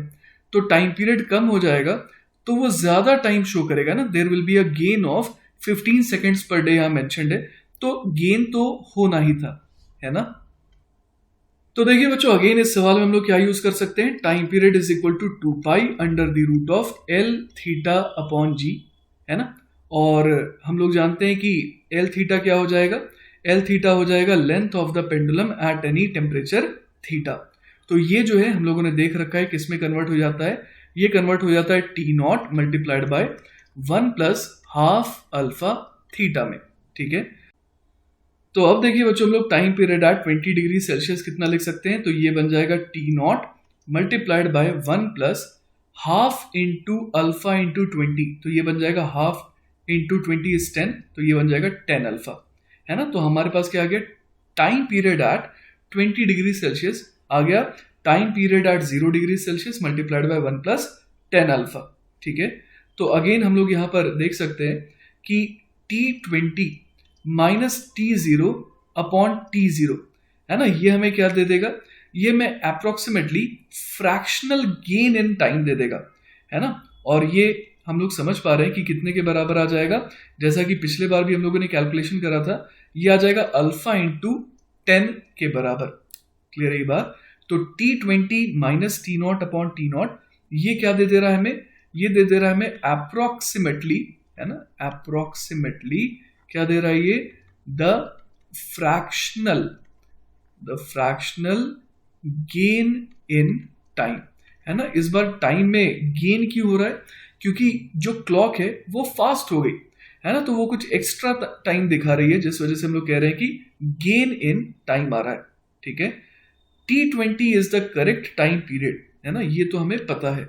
लेकिन होता क्या है कि जब 0 डिग्री पर हम लोग चले जाते हैं, है ना, तो वहां पर लेंथ जो है वो क्या हो जा रही है, कम हो जा रही है, तो टाइम पीरियड जो है वो क्या हो जा रहा है, कम हो जा रहा है, जिस वजह से, है ना, जिस वजह से वो जो क्लॉक है वो थोड़ा फास्ट हो जा रहा है।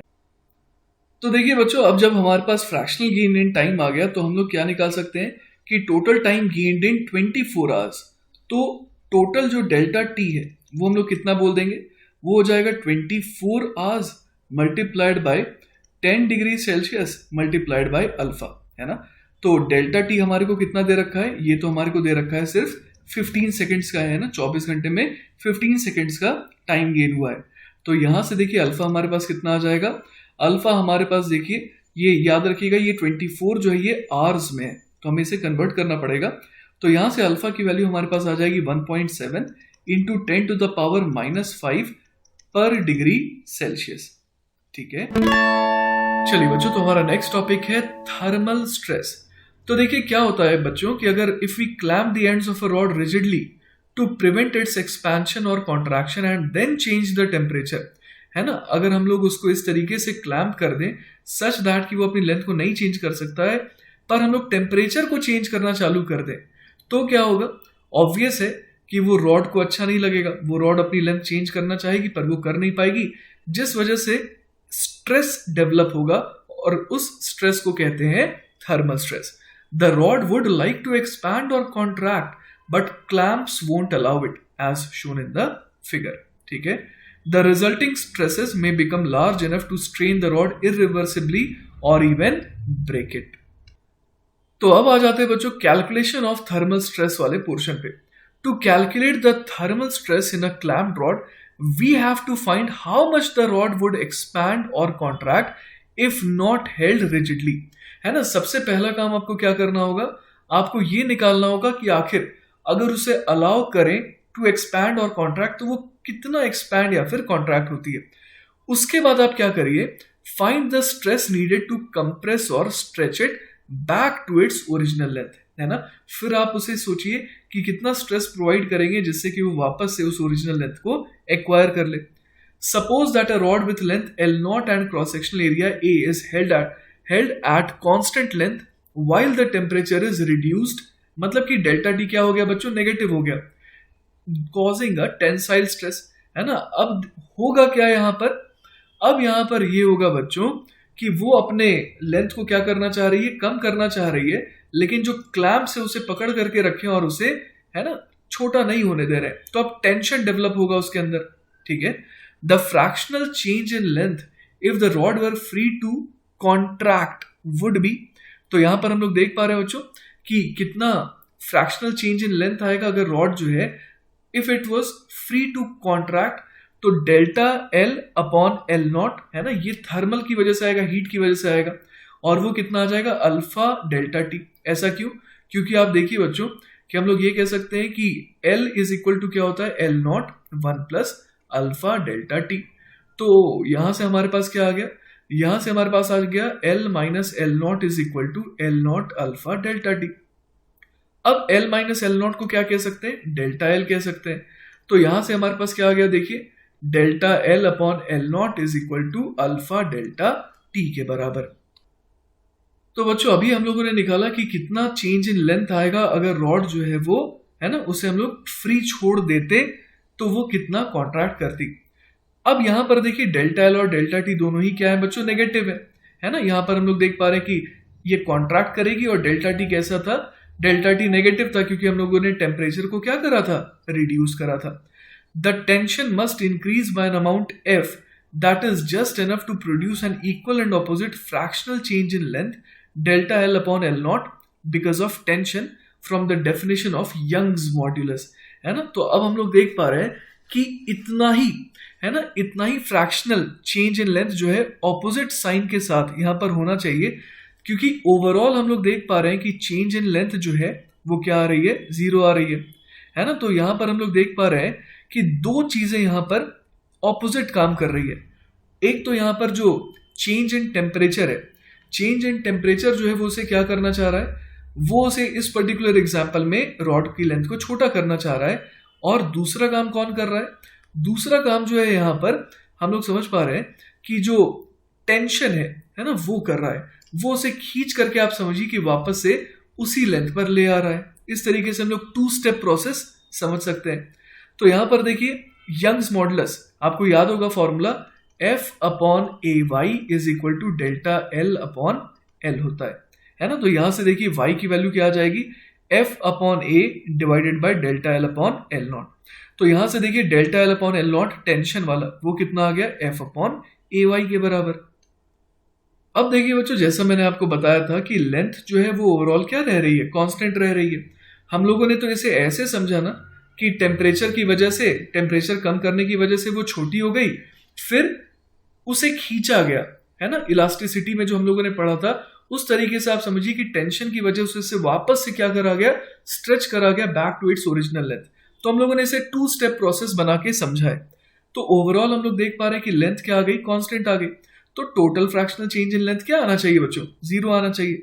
तो इस वजह से delta L upon L not because of thermal plus delta L upon L not because of tension, वो मिला करके क्या आना चाहिए, 0 आना चाहिए. एक तो है अल्फा डेल्टा टी और एक है एफ अपॉन ए वाई. तो ये दोनों एडअप होके क्या होने चाहिए, 0 होने चाहिए. और यहाँ से F upon A is equal to क्या आ गया, minus Y alpha delta T. यहाँ पर डेल्टा टी नेगेटिव है इस वजह से राइट हैंड साइड भी क्या आ गया, पॉजिटिव आ गया, और लेफ्ट हैंड साइड तो पॉजिटिव था ही। तो वही बात देखिए यहां पर लिखी है कि for a decrease in temperature delta T is negative, so F and F by A are positive. This means that a tensile force and stress are needed to maintain the length, है ना। If delta T is positive, अब देखिए अगर delta T positive हो गया तो क्या हो जाएगा, एफ और एफ अपॉन ए इस वजह से नेगेटिव हो जाएंगे। तो इस वजह से हम लोग समझ पा रहे हैं कि रिक्वायर्ड फोर्स एंड स्ट्रेस वो कैसे हो जाएंगे, कंप्रेसिव हो जाएंगे। अब क्या होगा, रॉड जो है वो लंबा होना चाह रहा है, लेकिन जो क्लैंप है वो उसे रोक करके रखे, वो उसे कंप्रेस करने की कोशिश कर रहे हैं, है ना। तो if there are temperature differences within a body, non uniform expansion और contraction will result and thermal stresses can be induced. You can break a glass bowl by pouring hot water into it. The thermal stress between the hot and cold parts of the bowl exceeds the breaking stress of the glass, causing cracks. The same phenomenon makes ice cubes crack when dropped into warm water. है ना। तो यहाँ पर suddenly क्या होता है, suddenly हम लोग देख पा रहे हैं कि अगर आप गर्म पानी डालेंगे या फिर आइस क्यूब को गर्म पानी में आप अगर डुबोएंगे अचानक से, तो वो क्रैक कर सकता है ना। क्योंकि यहां पर हम लोग देख पा रहे हैं कि थर्मल स्ट्रेस जो है वो क्या करेगा, अगर वो ब्रेकिंग स्ट्रेस से ज्यादा हो जाएगा तो क्रैक आ जाएगा। ठीक है, चलिए बच्चों, तो नेक्स्ट सवाल देखते हैं। सवाल है, a uniform steel wire of cross sectional area 0.2 millimetre square is held fixed by clamping its two ends. Find the extra force exerted by each clamp on the wire if the wire is cooled from 100 degree Celsius to 0 degree Celsius. अब हमारे को Young's modulus of steel दे रखा है और coefficient of linear expansion of steel भी दे रखा है। तो देखिए बच्चों, हम लोग यहाँ पर देख पा रहे हैं कि एक्चुअली ये जो वायर है इसे क्या करा गया, इसे कूल करा गया, इसे ठंडा करा गया, जिस वजह से ये अपनी लेंथ को क्या करना चाह रही है, कम करना चाह रही है। क्लियर है, लेकिन ऐसा हो तो नहीं पाएगा, है ना। तो हम लोग यहाँ पर क्या कह सकते हैं, हम लोग यहाँ पर कह सकते हैं कि अगर इसे ठंडा होने का मौका मिलता तो क्या होता। तो हम लोग यहाँ पर देख सकते हैं कि हम लोग फॉर्मूला कौन सा लगाएं, L theta is equal to L naught 1 plus alpha into theta, है ना। तो यहां पर हम लोग देख पा रहे हैं कि एल नॉट क्या है, लेंथ एट 0 डिग्री सेल्सियस, और थीटा को अगर 100 रख देंगे तो ये क्या बन जाएगा, लेंथ एट 100 डिग्री सेल्सियस। ठीक है, तो यहां से देखिए हमारे पास क्या आ जाएगा, हमारे पास आ जाएगा L theta minus L not upon L not. ये कितने के बराबर आ जाएगा, तो ये बराबर आ जाएगा अल्फा इंटू थीटा के। तो बच्चों वैसे तो हम लोग समझ सकते हैं कि जो स्ट्रेन डेवलप्ड आएगा ना, जो स्ट्रेन इसके अंदर डेवलप होगा, है ना, वो कितने के बराबर आ जाएगा, तो वो बराबर आ जाएगा L theta minus L not upon L theta के, क्योंकि इनिशियली इसकी लेंथ कितनी थी, एल थीटा थी, लेकिन हम लोग ऑलमोस्ट इसे किसके बराबर कह सकते हैं, L theta minus L not upon L not के, है ना। तो ये वैल्यू जो है कितने के बराबर आ जाएगी, अल्फा थीटा के, अगर अप्रोक्सीमेशन देखें तो यहां पर हम लोग क्या देख पा रहे हैं कि स्ट्रेस अगर हमें निकालना है ना, तो स्ट्रेस जो है वो क्या हो जाता है, स्ट्रेस हो जाता है Young's modulus multiplied by strain के, है ना। तो ये तो हमने स्ट्रेन निकाला, उसको y से मल्टीप्लाई कर देंगे, मतलब y into alpha into theta, ये क्या बन गया, ये बन गया स्ट्रेस। ठीक है, तो हम लोग समझ पा रहे हैं बच्चों कि यहां पर ये स्ट्रेस आ चुका है ना। अब इस स्ट्रेस को ओवरकम करने के लिए क्या होगा, वायर में टेंशन डेवलप होगा जो कि क्लैंप्स लगा रही है। तो उस टेंशन की वैल्यू हम लोग क्या कह सकते हैं, स्ट्रेस मल्टीप्लाइड बाय जो एरिया है ना, जो क्रॉस सेक्शनल एरिया है। तो आइए सवाल में देखते हैं कि हमारे को कितना दे रखा है ना, क्रॉस सेक्शनल एरिया जो है ना, देखते हैं कि सवाल में हमारे को दे रखा है वो कितने के बराबर, 0.2 मिलीमीटर स्क्वायर के बराबर। ठीक है, तो अब हम लोग यहाँ पर क्या कैलकुलेट कर सकते हैं, टेंशन। तो टेंशन कितना हो जाएगा, टेंशन हो जाएगा y into alpha into theta into area, है ना।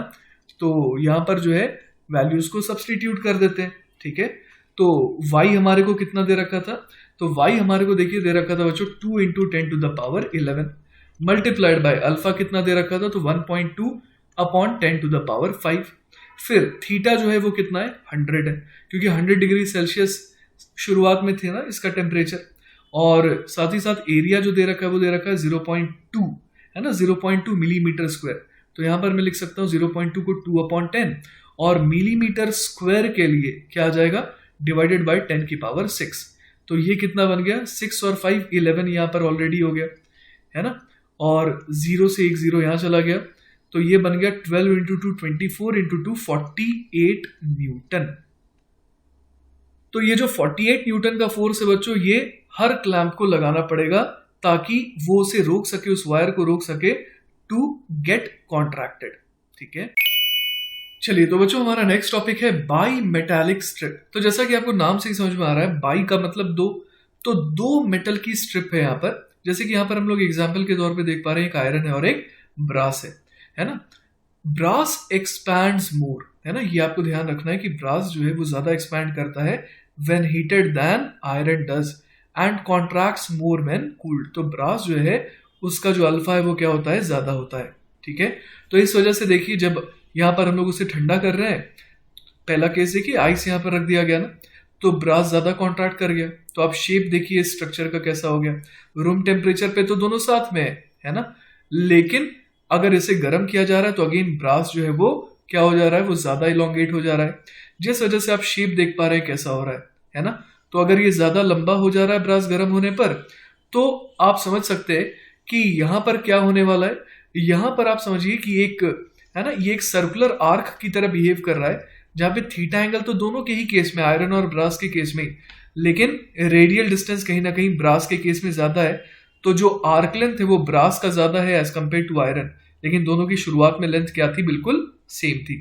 तो चूंकि ब्रास ज्यादा एक्सपैंड करता है, तो इस तरीके से है ना, इस तरीके से ये जो कॉम्बिनेशन है इसको मुड़ना पड़ता है। ठीक है, तो इसका बच्चों काफी प्रैक्टिकल यूज भी है, जैसे कि हम लोग देख पा रहे हैं, अ thermostat when the bimetallic coil expands the drop of liquid mercury, यहां पर आप देख पा रहे हैं ड्रॉप ऑफ लिक्विड मर्क्यूरी है ना, rose away from the electrical contact and breaks the electrical circuit, है ना।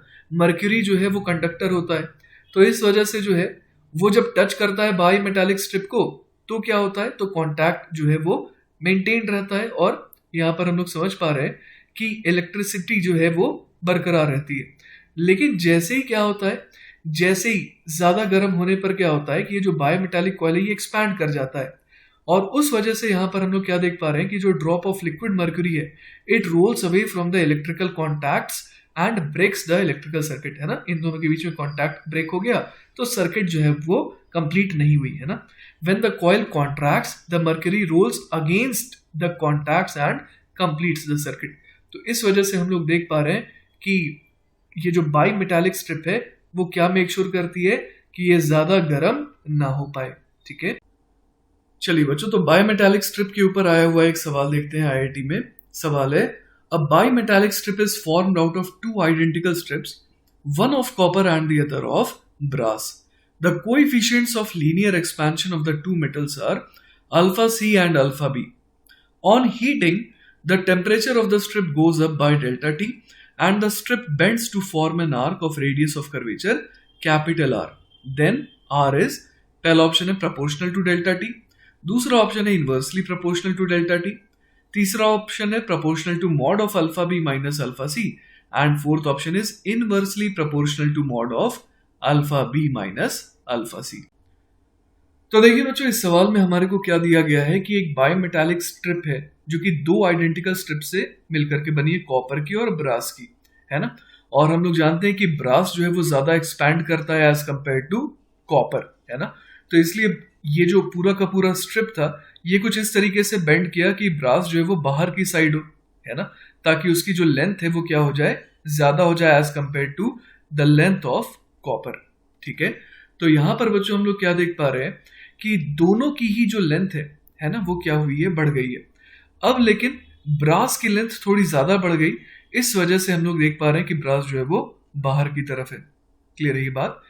तो देखिए यहां पर हम लोग क्या लिख सकते हैं, हम लोग लिख सकते हैं कि फाइनल लेंथ ऑफ ब्रास, है ना, ये जो ब्रास की स्ट्रिप है उसकी फाइनल लेंथ क्या हो जाएगी, तो इनिशियल लेंथ दोनों की तो सेम थी, उसे मैं एल नॉट कह देता हूं। So I can write L naught into 1 plus alpha B multiplied by delta T. ठीक है, और इसी तरीके से मैं लेंथ ऑफ कॉपर क्या कह सकता हूं, कॉपर की स्ट्रिप की फाइनल लेंथ क्या हो जाएगी, L naught multiplied by 1 plus alpha C into delta T. लेकिन बच्चों हम लोग इस डायग्राम के थ्रू क्या एनालाइज कर पा रहे हैं कि रफली स्पीकिंग है ना, अगर मैं अप्रोक्सीमेटली यहाँ पर बात करूँ इनकी लेंथ को बहुत कम मानते हुए, इनकी थिकनेस को बहुत कम मानते हुए अगर मैं यहाँ पर बात करूँ, तो मैं यहाँ पर कह सकता हूँ कि जो final length of brass strip है उसको मैं लगभग कितना कह सकता हूँ, R plus D into theta. और इसी तरीके से लेंथ ऑफ कॉपर की स्ट्रिप में क्या कह सकता हूँ, आर इंटू थीटा, है ना। तो देखिए बच्चों, यहां पर अगर मैं वैल्यूज को पुट कर दूं, है ना, जैसे इसकी वैल्यू को यहां पर पुट कर दूं और इसकी वैल्यू को यहां पर पुट कर दूं, तो देखिए मेरे पास क्या आ जाएगी इक्वेशन, मेरे पास आ जाएगी R plus D into theta, है ना। R plus D into theta is equal to L naught multiplied by 1 plus alpha B into delta T. और सिमिलरली मेरे पास और क्या आ जाएगा, मेरे पास आ जाएगा R into theta is equal to L naught multiplied by 1 plus alpha C into delta T. तो देखिए बच्चों, अगर मैं इन दोनों इक्वेशंस को डिवाइड कर दूं तो मेरे पास क्या आ जाएगा, थीटा से थीटा कट जाएगा, एल नॉट से एल नॉट कट जाएगा, तो क्या आ जाएगा मेरे पास R plus d upon R is equal to कितना आ गया, 1 plus alpha B into delta T divided by 1 plus alpha C into delta T के बराबर। तो देखिए बच्चों, लेफ्ट हैंड साइड क्या बन गया, ये बन गया 1 plus d upon are.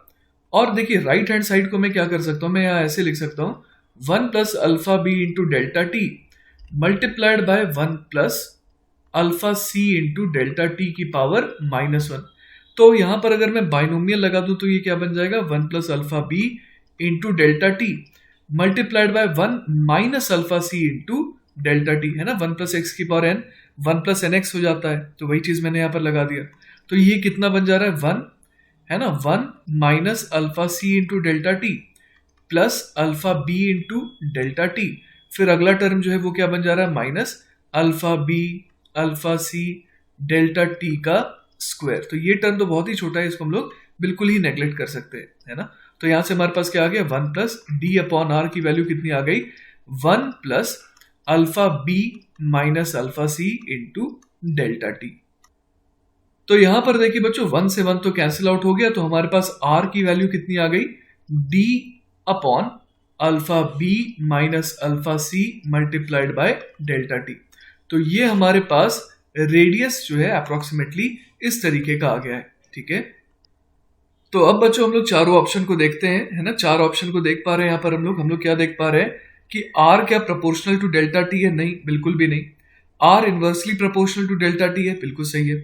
Are proportional to mod of alpha B minus alpha C, ये चीज भी गलत है ना। Inversely proportional to mod of alpha B minus alpha C, ये सही है ना। यहाँ पर मुझे पता था कि अल्फा बी जो है वो ज्यादा होता है अल्फा सी से, इसीलिए मैंने मॉड नहीं लगाया, बाकी लगा भी दूं तो भी कोई दिक्कत वाली बात नहीं है। तो हमारा जवाब क्या हो जाएगा, बी एंड सी, है ना, ये हमारा फाइनल आंसर है, ठीक है। चलिए बच्चों, तो नेक्स्ट सवाल देखते हैं। अगला सवाल है, a glass vessel of volume 100 centimetre cube is filled with mercury and is heated from 25 degree Celsius to 75 degrees Celsius.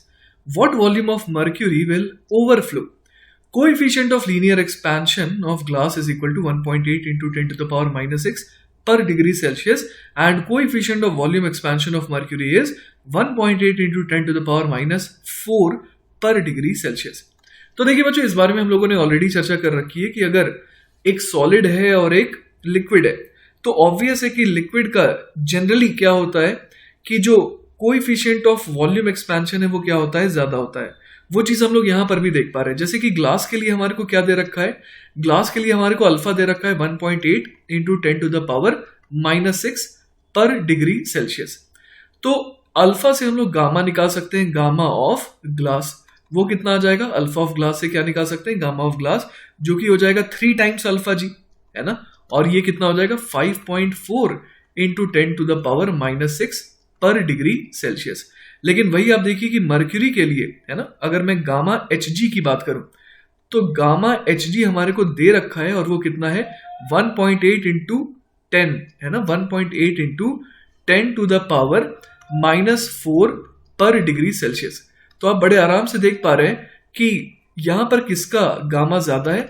Obvious है कि एच जी का जो गामा है वो काफी ज्यादा है ना। तो देखिए बच्चों, दोनों का ही वॉल्यूम जो है हमारे को कितना दे रखा था, दोनों का ही वॉल्यूम हमारे को V0 is equal to 100 centimetre cube दे रखा था शुरुआत में। अब देखिए क्या होगा, हम लोग यहाँ पर देख पा रहे हैं कि एक्सपेंशन होने वाला है। तो हम लोग सिंपली अगर वॉल्यूम की बात करें तो वॉल्यूम का फॉर्मूला क्या होता है, वॉल्यूम एट एनी टेम्परेचर, है ना, वो क्या हो जाएगा, तो V not multiplied by 1 plus gamma into delta T, है ना, ये हो जाएगा V। और V नॉट क्या है, V नॉट हम लोग कह सकते हैं कि इनिशियल वॉल्यूम हो जाएगा, ठीक है। तो अगर इस फॉर्मूले का हम लोग इस्तेमाल करें तो हम लोग वॉल्यूम ऑफ, है ना, वॉल्यूम ऑफ ग्लास क्या लिख सकते हैं, तो वो हो जाएगा V not multiplied by 1 plus gamma glass into delta T. और इसी तरीके से वॉल्यूम ऑफ Hg वो कितना हो जाएगा, V not multiplied by 1 plus gamma Hg into delta T के बराबर, ठीक है। तो यहां पर देखिए बच्चों हम लोग क्या बोल सकते हैं कि कितना वॉल्यूम ओवरफ्लो करेगा, तो डेल्टा V, है ना, वॉल्यूम जो ओवरफ्लो कर रहा है वो हो जाएगा VHG माइनस VG, है ना। और ये कितने के बराबर आ जाएगा, तो देखिए ये आ जाएगा V not multiplied by gamma HG minus gamma G multiplied by delta T, है ना। सिंप्लीफाई करके बड़े आराम से ये चीज देखी जा सकती है ना। तो चलिए बच्चों अब यहाँ पर हम लोग डेटा पुट कर देते हैं ना। जैसे कि हम लोग देख पा रहे हैं V नॉट कितना है, 100 सेंटीमीटर क्यूब है। Delta V will be equal to 100 centimetre cube multiplied by gamma Hg जो है ना, वो कितना है, वो है 1.8 इंटू 10 टू द पावर -4। उसमें से क्या घटाना होगा, उसमें से घटाना होगा 5.4 into 10 to the power -6 multiplied by delta T कितने का हो रहा है, तो 25 से 75 गया, तो यहाँ पर डेल्टा टी जो है वो 50 डिग्री सेल्सियस का आएगा, ठीक है। तो बच्चों इसे सॉल्व करने पर डेल्टा वी की वैल्यू आ जाएगी 0.87 सेंटीमीटर क्यूब, और यही हो जाएगा हमारा फाइनल आंसर, ठीक है। चलिए बच्चों तो इस लेक्चर का आखिरी सवाल देखते हैं। सवाल है, a barometer reads 75 centimetre on a steel scale. The room temperature is 30 degree Celsius. The scale is correctly graduated for 0 degree Celsius. The coefficient of linear expansion of steel is alpha equal to 1.2 into 10 to the power -5 per degree Celsius, and the coefficient of volume expansion of mercury is gamma equal to 1.8 into 10 to the power -4 per degree Celsius. Find the correct atmospheric pressure. तो चलिए बच्चों सवाल को समझते हैं। Basically सवाल में ये कहा गया है कि एक बैरोमीटर है ना, उसे एक स्टील स्केल से जब रीड करा गया तो 75 सेंटीमीटर आ रहा है, ठीक है। रूम टेम्परेचर जो है वो कितना है, 30 डिग्री सेल्सियस है, ठीक है। लेकिन ये जो स्केल है it was actually correctly graduated for 0 degree Celsius. इसका मतलब 0 डिग्री सेल्सियस पे जो स्केल है वो परफेक्ट था, लेकिन 30 डिग्री सेल्सियस पे क्या हुआ होगा, वो जो स्केल है वो थोड़ा लंबा हो गया होगा, जिस वजह से हर एक डिवीजन जो है ना, जो हर एक डिवीजन है वो थोड़ा थोड़ा एनलार्ज हो गया होगा। तो ऑब्वियस है कि अब वो सही तरीके से रीड नहीं कर पा रहा है, तो उसके हिसाब से जो 75 सेंटीमीटर आया है वो इसका मतलब सही रीडिंग नहीं हो सकती है, ठीक है। तो देखिए बच्चों रूलर में या फिर स्केल में फर्क क्या आ जाता है कि पहले मान लीजिए कि ये स्केल 0 डिग्री सेल्सियस पर ऐसा दिख रहा था, तो 30 डिग्री सेल्सियस पर जो है ना, ये थोड़ा बड़ा हो जाएगा।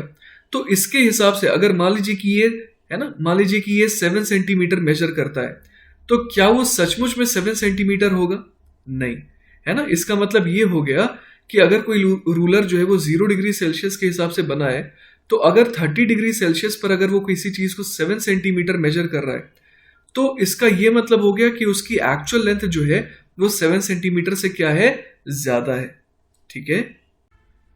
तो देखिए बच्चों सवाल को सॉल्व करने के लिए मैंने यहां पर क्या एज्यूम करा कि मान लीजिए कि मेरे पास 0 डिग्री सेल्सियस पर एक स्केल था जिसकी लेंथ 75 सेंटीमीटर एग्जैक्टली थी, ठीक है।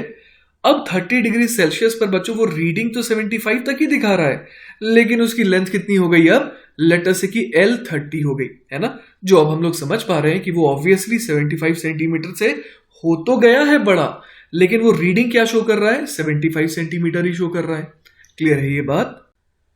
अब मैं आपको समझाता हूं बच्चों हमारे को निकालना क्या है। हमारे को एक्चुअली ये L0 निकालना है, मतलब 0 डिग्री सेल्सियस पर, है ना। पहले तो हमें ये निकालना है कि 0 डिग्री सेल्सियस पर जो है इस मर्क्यूरी के कॉलम की हाइट कितनी होगी, है ना। अगर ये हम लोग निकाल लेंगे तो यही हमारा सही जवाब हो जाएगा, है ना। रो जी एच में जो एच की वैल्यू है वो हम लोग ये L0 भर देंगे। L0 यहां पर अगर स्केल से मेजर किया जाएगा तो ये रीडिंग सही देगा, क्योंकि एल नॉट का मतलब क्या हो गया, ये स्केल का हम लोग इस्तेमाल कर रहे हैं 0 डिग्री सेल्सियस पर, तो जो भी रीडिंग यहां पर आएगी वो बिल्कुल परफेक्ट आएगी। तो देखिए बच्चों, सबसे पहली चीज जो मैं यहां पर लिख सकता हूं, L30 की वैल्यू कितनी हो जाएगी, तो L30 will be equal to, ये हो जाएगा 75 centimetre multiplied by 1 plus alpha multiplied bye 30, है ना। तो यहां पर हम लोग देख पा रहे हैं कि अल्फा की वैल्यू कितनी दे रखी है, वो दे रखी है 1.2 इंटू 10 टू द पावर -5 पर डिग्री सेल्सियस, है ना। ये linear expansion, coefficient of linear expansion of steel है, ठीक है ना। अब देखिए बच्चों, जो लेंथ मर्क्यूरी कॉलम की कितनी थी, L0 थी। कब थी वो L0, वो थी 0 डिग्री सेल्सियस पर, तो वो भी बेचारी एक्सपैंड होकर के अब कितनी दिखने लगी, L30 के बराबर दिखने लगी, है ना। तो हम लोग मर्क्यूरी के लिए क्या लिख सकते हैं, मर्क्यूरी के लिए हम लोग लिख सकते हैं L30, है ना। L30 will be equal to L0 multiplied by 1 plus, यहां पर क्या आ जाएगा बच्चों, यहां पर आ जाएगा गामा बाय 3 इंटू 30 के बराबर, क्योंकि हमारे को वॉल्यूम एक्सपेंशन ऑफ मर्क्यूरी दे रखा है, तो अगर लीनियर एक्सपेंशन निकालना है तो क्या करना होगा बच्चों, गामा बाय 3 करना होगा। तो बच्चों हमारे पास दो इक्वेशंस आ गई है ना, यहां पर हम लोग देख पा रहे हैं कि 2 इक्वेशंस आ गई हमारे पास। ये वाली इक्वेशन किसके लिए आई, स्केल के लिए आई, और ये वाली किसके लिए आई, मर्क्यूरी के लिए आई, ठीक है। और हमें ये समझ में आ रहा है कि हमें L0 चाहिए, मतलब कि length of the mercury column 0 degree Celsius पर, ठीक है ना, क्योंकि उसी के हिसाब से हम लोग क्या निकाल सकते हैं, हम लोग करेक्ट एटमॉस्फेरिक प्रेशर ρg निकाल सकते हैं, ठीक है।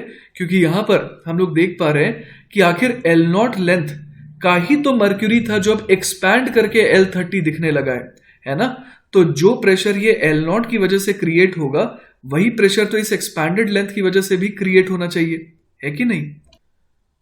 और बच्चों ऐसा मैं क्यों कह रहा हूं, क्योंकि आप समझिए कि मास जो है ना, वो चेंज नहीं होता है एक्सपेंशन से, वॉल्यूम चेंज होता है। तो अगर यहां का प्रेशर इस समय कितना है, P0 है, तो यहां का प्रेशर अभी भी P0 है।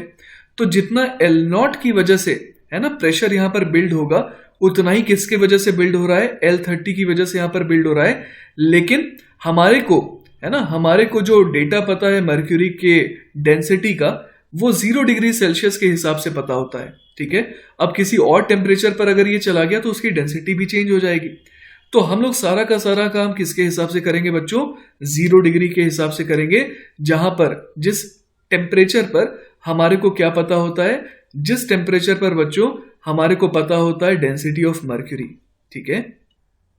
तो देखते हैं बच्चों, यहां से क्या आ जाएगा, 75 इंटू 1 प्लस अल्फा इंटू 30। अब अल्फा कितना दे रखा है, अल्फा दे रखा है 1.2 इंटू 10 टू द पावर -5, तो 1.2 into 10 to the power -5 into 30 is equal to क्या आ जाएगा, तो ये आ जाएगा L0 मल्टीप्लाइड बाय 1 प्लस, अच्छा गामा कितना दे रखा है, वो दे रखा है 1.8 इंटू 10 टू द पावर -4, तो इसको हम लोग क्या लिख देंगे यहाँ पर, 1.8 into 10 to the power -4 multiplied by 30/3, मतलब ये सिंपली मल्टीप्लाइड बाय 10 हो जाएगा, ठीक है। तो इसे सॉल्व करने पर L0 की वैल्यू जो है बच्चों आती है 74.89 सेंटीमीटर। तो हम लोग यहां पर क्या जवाब लिख सकते हैं, हम लोग जवाब लिख सकते हैं कि यहां पर 74.89 सेंटीमीटर ऑफ मर्क्यूरी की वजह से प्रेशर आ रहा है। तो हमारा आंसर क्या हो जाएगा, हम लोग आंसर दे देंगे 74.89 centimetre Hg is the pressure. तो बच्चों इसके अलावा मैं एक और चीज बता दूं जिसका इस्तेमाल मैंने यहां पर किया है। मैंने आपको कहा था कि हमें जो डेंसिटी दी होती है ना, वो 0 डिग्री सेल्सियस के हिसाब से दी होती है, ठीक है। अब अगर टेम्परेचर चेंज हो रहा है ना, तो हम लोग यहाँ पर डेंसिटी में भी चेंज देख सकते हैं, और किस तरीके से चेंज देख सकते हैं वो मैं आपको बता देता हूं। मान लेते हैं बच्चों कि जो डेंसिटी है ना, एट 0 डिग्री सेल्सियस, वो कितनी है, वो लेटर से ρ0 है, क्लियर है ये बात, और उस समय वॉल्यूम कितना है, V0 है। और मान लीजिए किसी थीटा टेम्परेचर पर, थीटा डिग्री सेल्सियस पर जो डेंसिटी है वो कितनी हो गई, ρθ हो गई, और वॉल्यूम कितना हो गया, Vθ हो गया। तो हम लोग समझ सकते हैं कि एक्सपेंशन की वजह से मास में चेंज नहीं आएगा बच्चों, है ना। तो हम लोग यहां पर क्या जानते हैं, density is equal to mass upon volume. तो मास क्या होता है, डेंसिटी इंटू वॉल्यूम, ठीक है। तो हम लोग यहां पर क्या लिख सकते हैं कि इनिशियल मास कितना था, ρ0 इंटू V0 था, और बाद में कितना हो गया, ρθ इंटू वी थीटा हो गया, और ये दोनों क्या होंगे, आपस में बिल्कुल बराबर होंगे। तो देखिए मैं यहाँ पर क्या लिख सकता हूँ, मैं लिख सकता हूँ बच्चों rho naught into V naught is equal to rho theta into V theta. और इसको मैं और क्या लिख सकता हूँ, वी थीटा को लिखा जा सकता है V naught multiplied by 1 plus gamma into theta के बराबर। क्लियर है? तो यहां से देखिए बच्चों हमारे पास बहुत प्यारा रिजल्ट आ गया है, और वो क्या है, डेंसिटी है ना, किसी थीटा टेम्परेचर पर कितना हो जाएगा, रो नॉट अपॉन यहां पर क्या आ जाएगा 1 प्लस गामा इंटू थीटा। तो बच्चों हम लोग समझ पा रहे हैं कि ये हमारे पास क्या आया, density as a function of temperature. तो डेंसिटी भी जो है ना, थीटा के हिसाब से चेंज होता है। क्लियर है? और यहां पर जो रो नॉट है वो क्या है, वो है 0 डिग्री सेल्सियस पर, और जो ये रो थीटा आया वो कब आया, थीटा डिग्री सेल्सियस पर। ठीक है? तो चूंकि हमारे को मर्क्यूरी है ना, मर्क्यूरी की डेंसिटी 0 डिग्री सेल्सियस पर पता होती है, तो इसलिए मैंने उसका लेंथ जो है 0 डिग्री सेल्सियस पर ही निकालना सही समझा। ठीक है? तो बच्चों आई होप कि आपको ये पूरा का पूरा लेक्चर बहुत अच्छे से समझ में आया होगा। फिर भी बच्चों इन केस अगर कोई डाउट रह जाता है ना, then feel free to contact me, I will be very happy to help you. Take care बच्चों, बाय बाय।